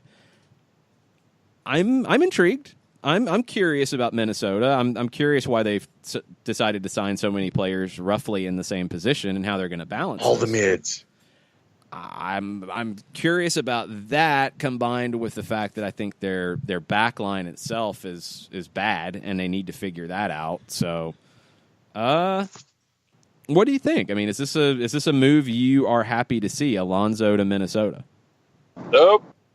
All right, Jared. I agree with him, and the homework assignment is over, by the way. Okay, we'll get to that in a second. Jared, why are you not happy to see Osvaldo Alonso to Minnesota? Man, would it be the most Minnesota thing with the way their franchise has gone in MLS for Alonso's legs to just vanish this year? And 1 and 2, like, yeah, y'all got other needs, but y'all got other needs. Is that the best fit? I mean, on one hand, I'm like, I don't know if that's the best fit. On the other hand, if they're offering you the most money, go get paid. Oh yeah, no, go get paid for sure. I don't think Alonso has any say in when his legs are going to go. You thought they were going to go, and he was great last season for Seattle. This opens up questions about, okay, Minnesota, if you have Grey Goose, if he is what you're expecting him to be, does he help prolong Osvaldo Alonso's career a little bit? Is he, kind of like what Christian Roldan was for Alonso in Seattle, where he's going to do a lot of the running, Alonso's going to be more of the organizer in front of the back line? Maybe you can get a couple good years out of him in Minnesota, and they need a personality like Alonso. I think that part is a great pickup. But we'll see if he can last. The other side is about Seattle. Are they going to be able to be okay without Alonso for the first time ever in their Major League Soccer history? Is it going to become Christian Roldan and Gustav Svensson's team as your holding midfielders? And is that going to match up? Is that going to hold up? I have some big questions about Seattle going into 2019. I have some questions, too, because Seattle is, man, they've got they've got good players. They're old in some spots you don't necessarily want to be old in. Yeah, they're getting older. I worry about them defensively. I mean, Fry is fine, but how long does Marshall have? Looks like Roman Torres is not going to be there. Jonathan Campbell you get from Chicago, but he wasn't playing there. Was that a Chicago issue? Was that a Campbell issue? Was it somewhere in between? We'll see. Seattle's a team I'll be looking at pretty closely early in the season to see if they're going to be able to hold up, because I'm not 100% sure that they are. No, I'm looking at a lot of holes where Seattle is concerned. I don't think that they will equal their level of success from last season coming to this season. Okay, Jarrett, before we go to break, Will Trapp the Celtic, how do you feel? Wait, that's happening? The Scotsman is reporting interest from Celtic in Will Trapp. He has a Greek passport through his grandfather, which makes the move easy to do, and Will Trapp posted a picture of said passport on his Instagram. I'm glad we were able to break this news for you. How do you feel? What is your reaction, Jarrett? Scott Brown's getting put out to pasture. You need somebody to play that holding role. Whether it's Callum McGregor sitting in front or Olivier Ncham, you need somebody other than Scott Brown to be playing that holding role right now. As valiant as he's been, he deserves a testimonial when he's done. If for no other reason, standing up and just trolling Rangers for the last decade, but you gotta make a change there somewhere. Will Trapp would be really interesting, and I want to see how many red cards he picks up in Scotland. I have the same question about Tim Weah. He's at practice, by the way. They're practicing in Dubai because you can't really train in Scotland in the winter. It's kind of like Winterfell. They take a January break because the field's turned to permafrost, so they're over in Dubai training, and apparently Tim Weah is already there. So, man, Celtics taking the American route that Rangers took right before everything kind of fell apart. I like it. Intriguing. Okay. Very and level-headed John response. has done his homework. He has an explanation of why Cincinnati and Columbus, the rivalry, is called Hell is Real. Why? Okay. Article from Charlie Hatchet 442. In 1992, a gentleman by the name of Jimmy Harston put up a massive Hell is Real billboard alongside I-71. His intentions were to warn every passerby of eternal doom. And since I-71 is the 110-mile connector between the two cities, it has turned into the Hell is Real derby, especially after the Open Cup in front of 30,000 where Mitch said no. Wow. So, like, one of these guys who stands outside of the stadium yelling at everybody as they walk by, he named this rivalry? One of those guys? Well, he put the billboard up, and the fans... No, I know that. But Yeah. essentially, he named the rivalry because he put a billboard up because he was yelling at everybody. Yes. Listen, hey, doom and gloom preacher, you got to stay in your lane. Look, man, it's anything south of Macon on I-75 and most of the state of Texas. It's a pretty large swath of land. You don't got to get flying out of your lane up there in the Midwest. You got an entire southern Dixieland delight to play in, and you go up there. Okay, I don't know what's better. I don't know if this rivalry being named after a billboard from one of those guys or the traffic cone rivalry that we had between, what was it, Memphis City and Little Rock Rangers. Little Rock. Yes. I don't know which is Malfunction better. They're both pretty ridiculous. I'm going to go traffic cone. Sorry, billboard. Sorry, Hell is Real. Felipe, I might be with you on the Ohio Classico. I might be with you on that now based off this story. Maybe. You mean Classic So Ohio? do you dot the I in Classico on the pitch? Do you dot the I in Classic? What? It's an Ohio State joke. I got it. That's dumb. It works. I like it. Good job, John. Oh, jeez. I don't know if Ohio State knows how to spell Classico. See now he's dropping pro Cincinnati smack now. Joe Patrick's going to come through your door in about 5 minutes. I need to think about this. I don't know. I think it's Urban Meyer fatigue. It's what's affecting my thoughts on this. Aren't we all? He's going to come through your door with some Jim Tressel facts in a minute. Oh, jeez. That's all right. That Urban was Meyer real. will educate everybody at Ohio State moving forward since now he's on the faculty. Irony font. It'll all be good. Let's take a break and reset since we have devolved into Urban Meyer and Jim Tressel talk and Or come Urban back Myers. and more Tuesday thoughts after this. Stay with us. Sweet strawberry icing. You're in Goodwill, and just past that vintage denim jacket you spot miniature donut earrings. You lean in. Ah, that's the scent of shopping success. Because at Goodwill, every item you buy funds local job training and more. So bring home those donut earrings and bring home so much good to your community. Goodwill. Bring good home. Brought to you by Goodwill and the Ad Council. Soccer Down Here is sponsored by Appolinsky & Associates, LLC, personal injury lawyers with over 30 years of experience. Call Steve Appolinsky at 518-350-4231 or email him at steve@aa-legal.com if you need help with a wrongful death or serious injury matter. Steve Appolinsky is rated one of the top 100 trial attorneys in Georgia, recognized as legal elite by Georgia Trend magazine for being one of the most effective lawyers in Georgia. Hamilton was adopted from a rescue in 2008. He really likes to be around people. I get out my mat and I'm doing a downward dog and he's underneath. He's quite the pug about town. He gets invited to a lot of parties. He knows he's a pretty big deal. Look at this little face. How could you not love him? Hamilton the Pug, Instagram star, and Shelter Pet.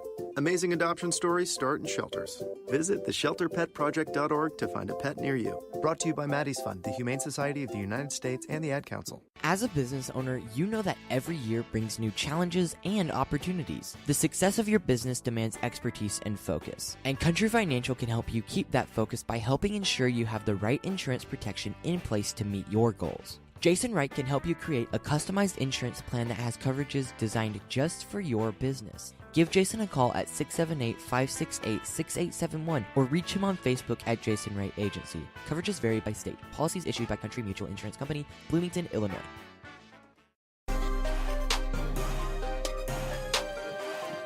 Welcome back. Tuesday Thoughts edition of Soccer Down here, January 8th. Jason Longshore, John Nelson, Jarrett Smith with you this morning. Let's get into your Tuesday thoughts on the Twitters. Robert Schwick with his prediction of the 6 full stadium Atlanta United matches in 2019. The opener against Cincinnati, Dallas on April 20th, May 12th against Orlando, June 29th against Montreal, September 14th against Columbus, and the decision day, October 6th match against the New England Revolution. I would argue that I'm definitely going to argue with you, Swick. The Red Bulls game after the Women's World Cup final on Super Fox will definitely be a full stadium deal. And I think the other Fox game against the Galaxy will be a full stadium deal. So I don't know which ones you take out. I think Orlando would be a full stadium deal. I think Decision Day, I think the opener are. But I think the other 2 Fox games would be full stadium deals. How much damage can the city of Atlanta do to Zlatan in one night? Well, it depends on if he's going to show up and play. I mean, is he going to play on turf? True. He'll travel, I think. You get a chance to catch Atlanta flu, you're going to catch Atlanta flu.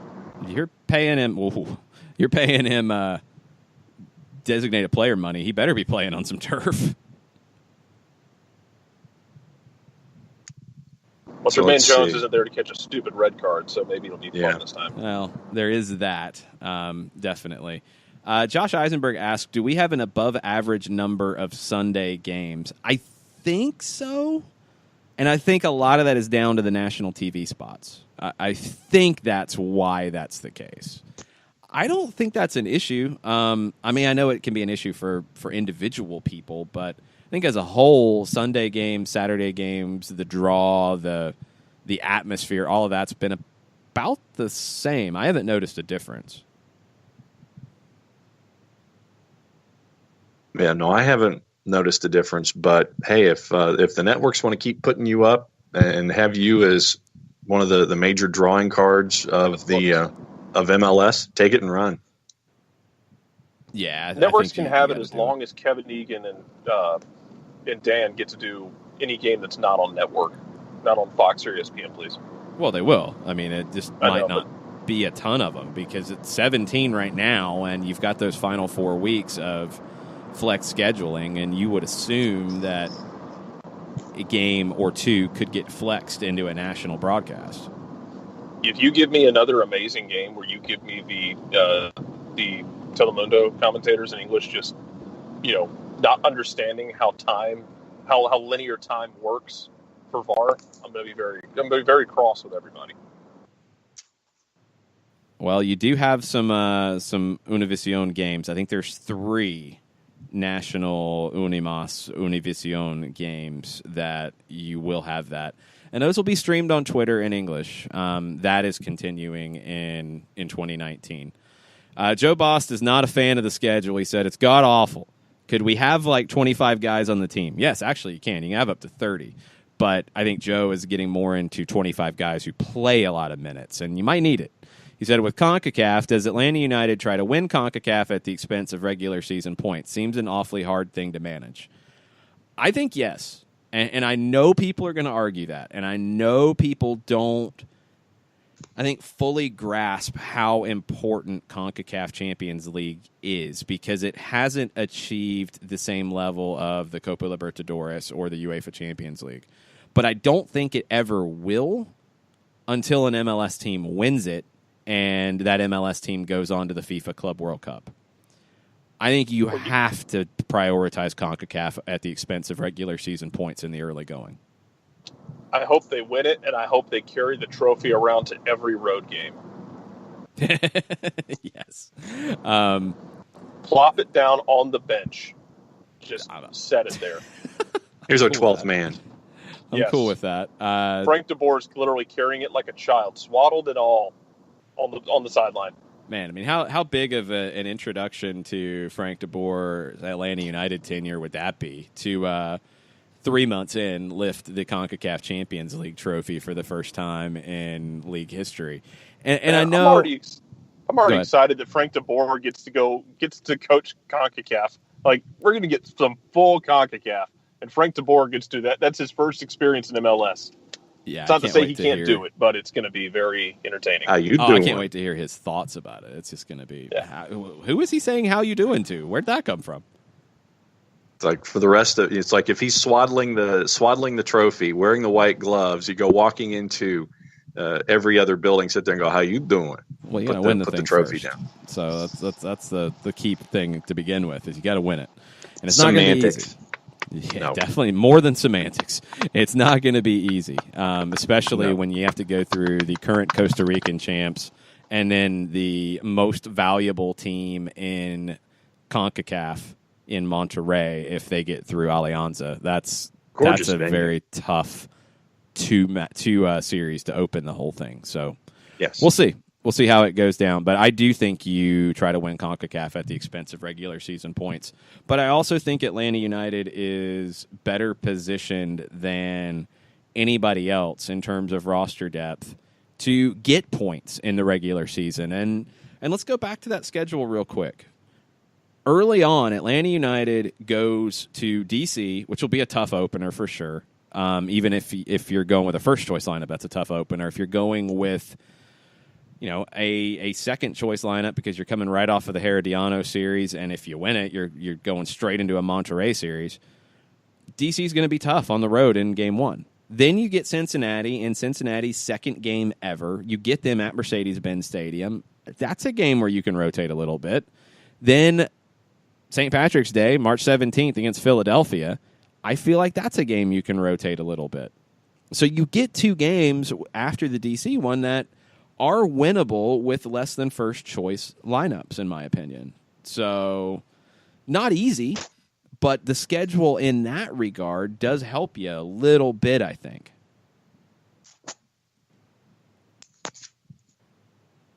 Jared, what do you think? I mean, I have a lot of questions about that Cincinnati game to see what it's going to look like with the game day, because that is going to be ring day, if I'm not mistaken. Like, that's your first home game.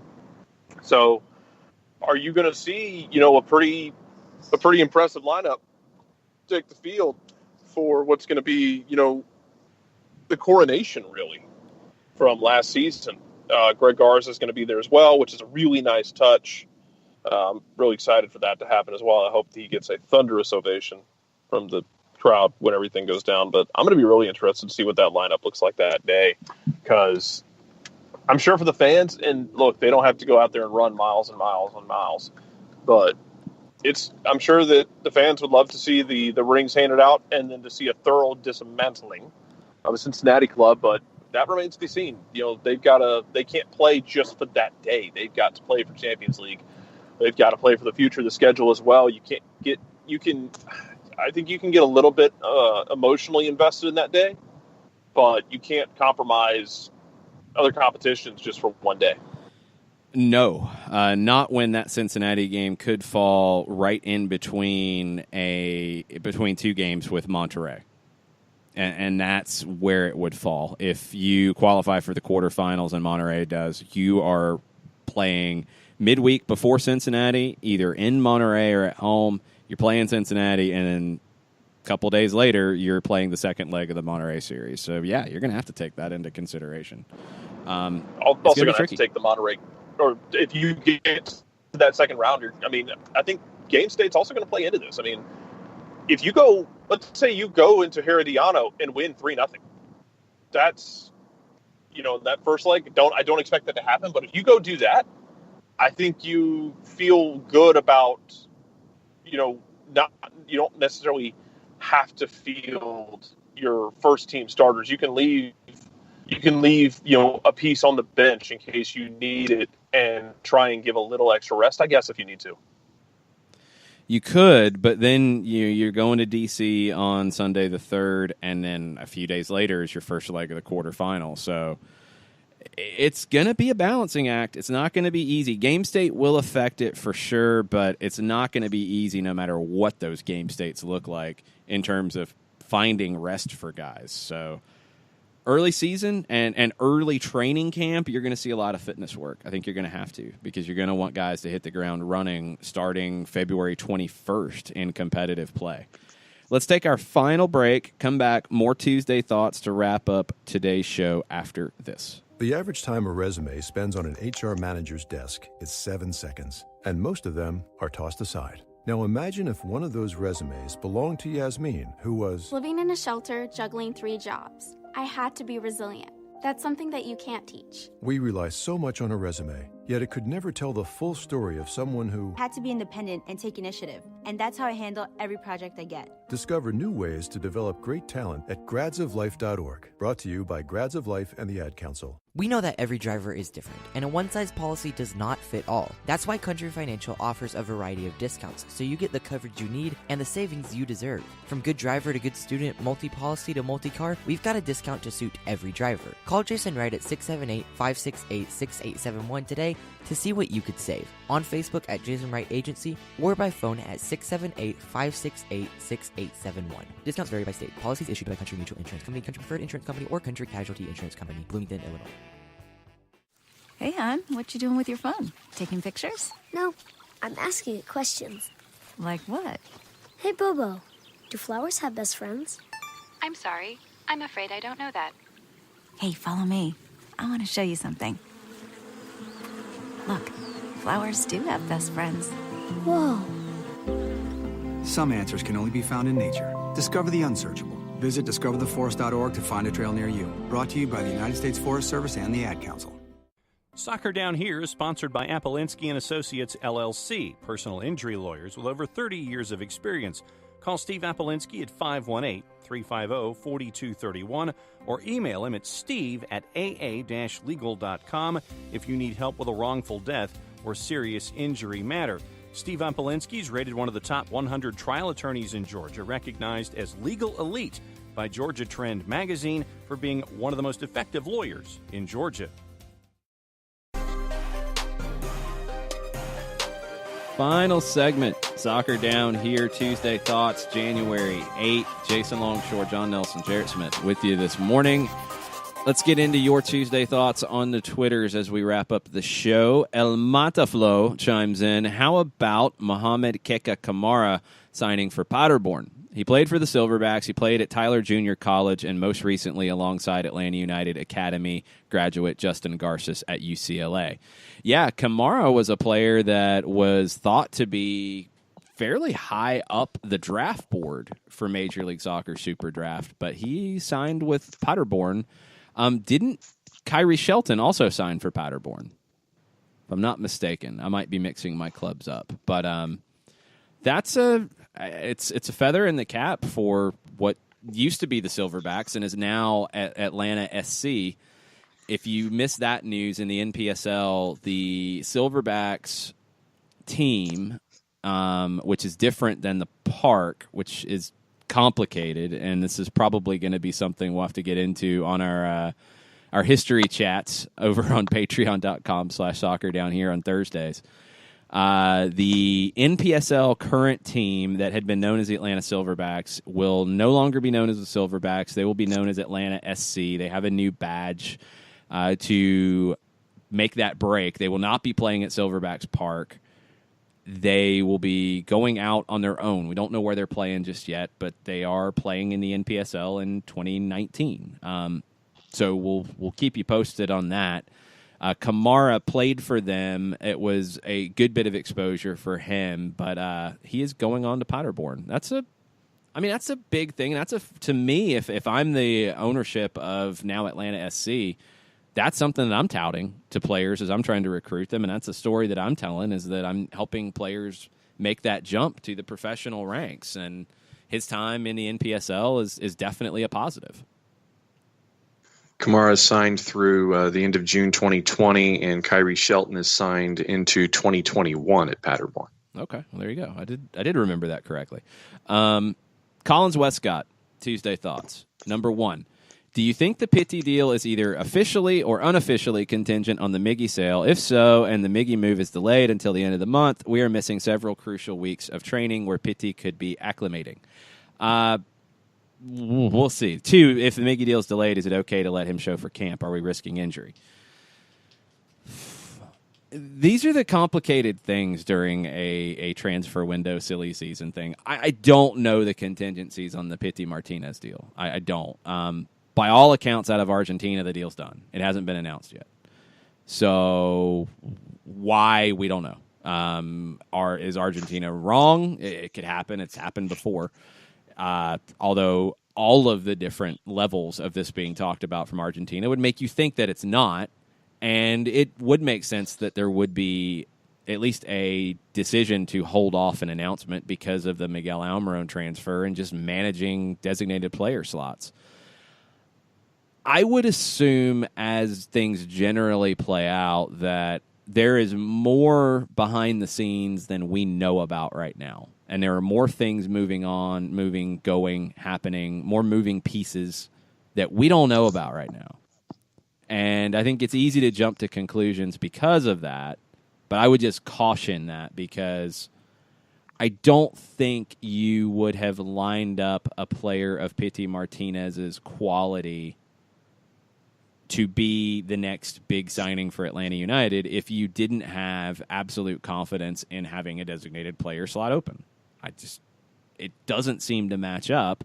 And if things change, okay, how do you work out of it? And that's what I think the club will have to figure out. So you got time before training camp opens to get some things nailed down, and I think you will. And that's probably what I'm looking for this week, is just, more progress on, okay, what's next? How's it going to go down? And how is everything going to play out? It's a tough one, Collins. I mean, I don't know. I think it's going to be something that in a month, in 2 months, once the season starts, once CONCACAF starts, we're not really thinking about or worrying about. We're going to look back at, wow, that was crazy. Kind of like Barco was last year. Thoughts, guys?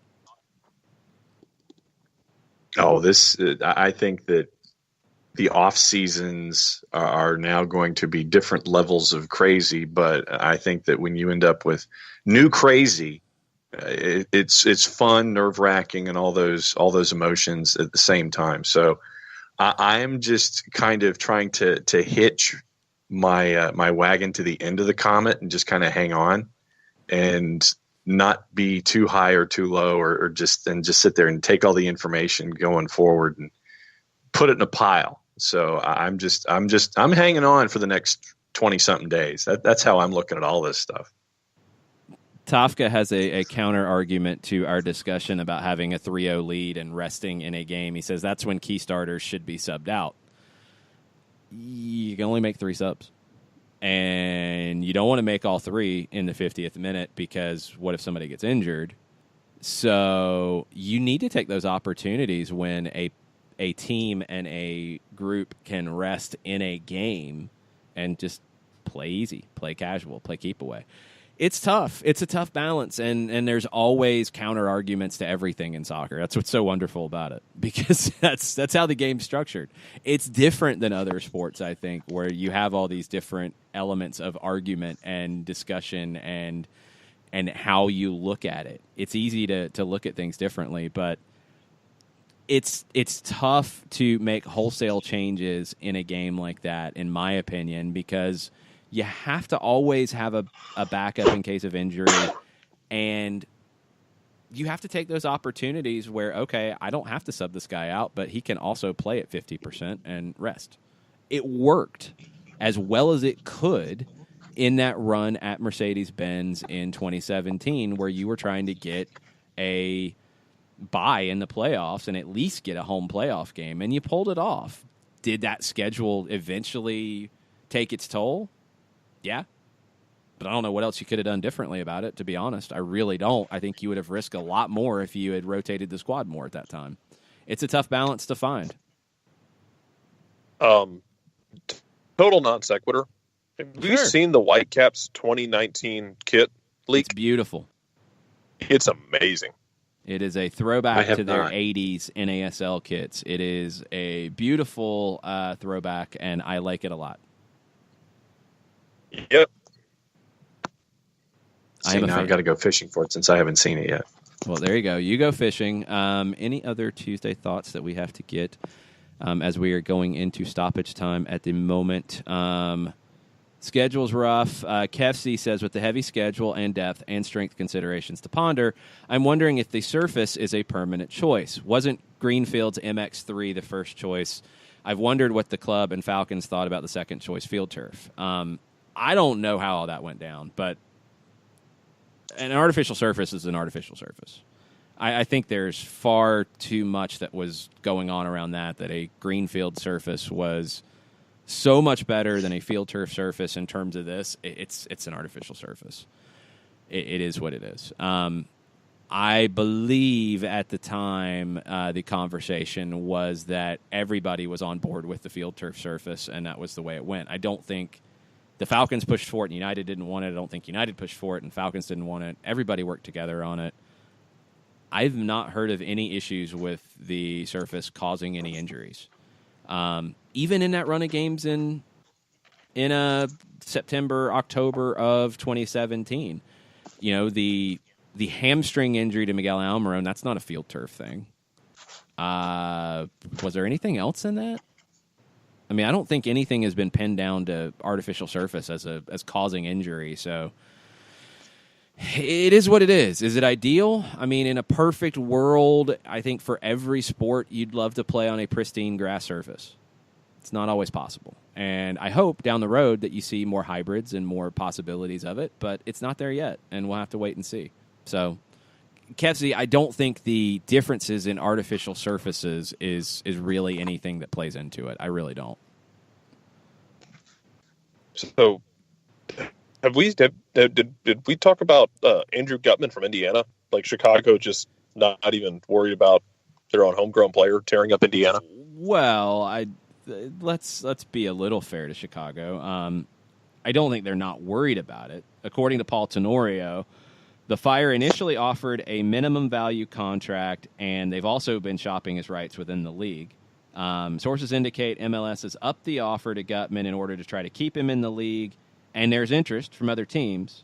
Gutman is mulling it over, but he's leaning towards signing with Jarrett Smith's Celtic. Well, he's got an offer from Rangers on the table, too.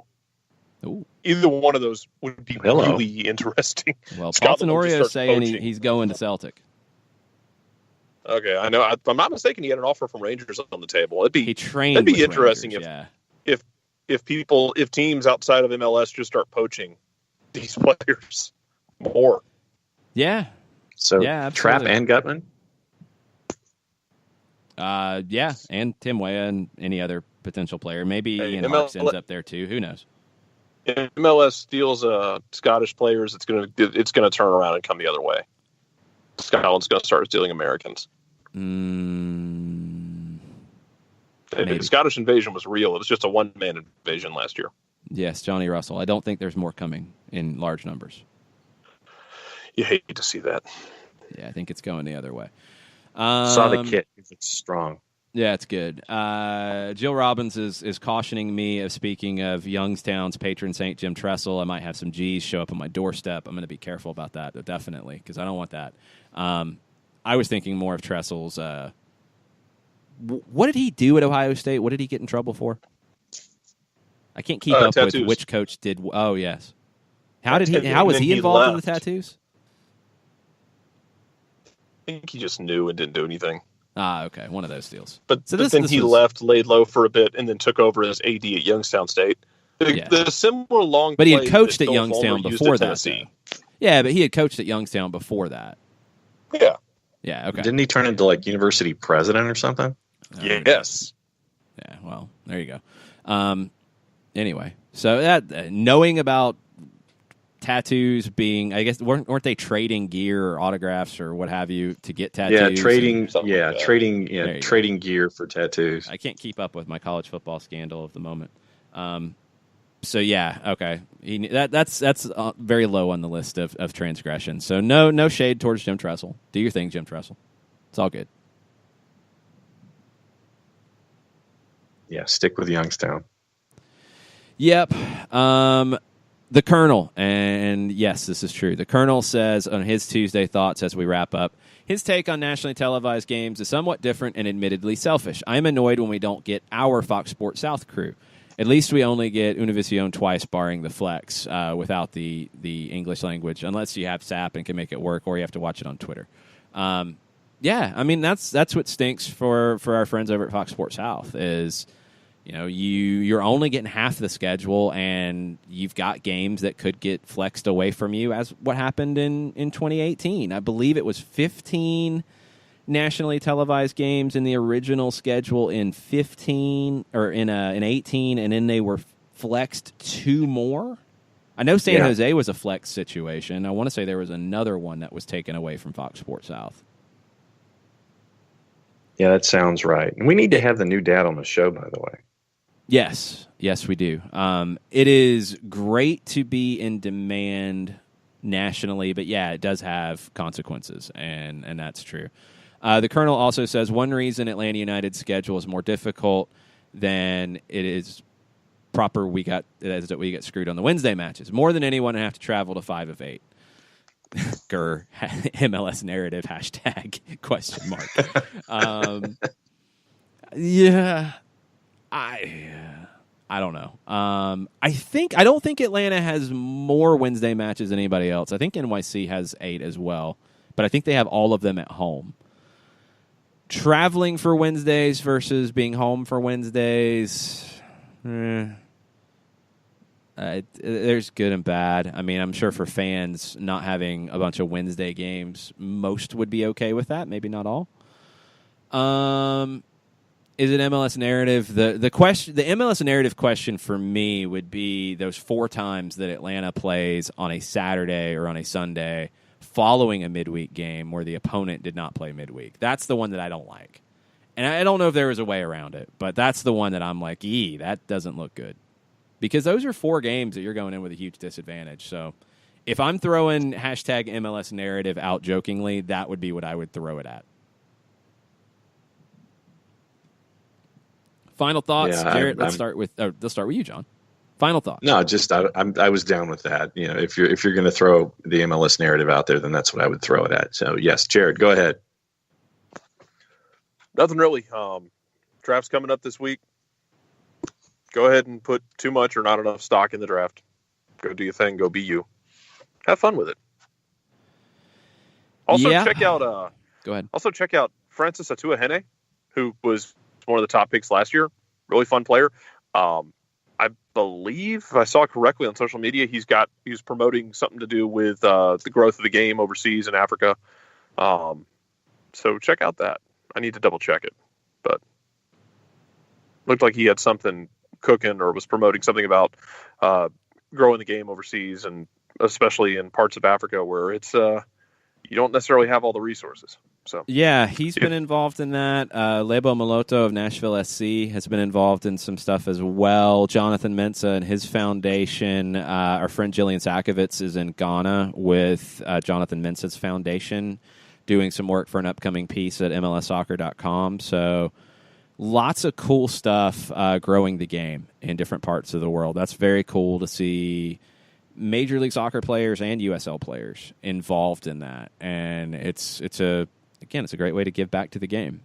Final thoughts from you, John Nelson. Right to Dream Academy have released a trailer of the documentary on Francis Atuahene. The short film entitled A Dream is Born will premiere Wednesday, January 9th.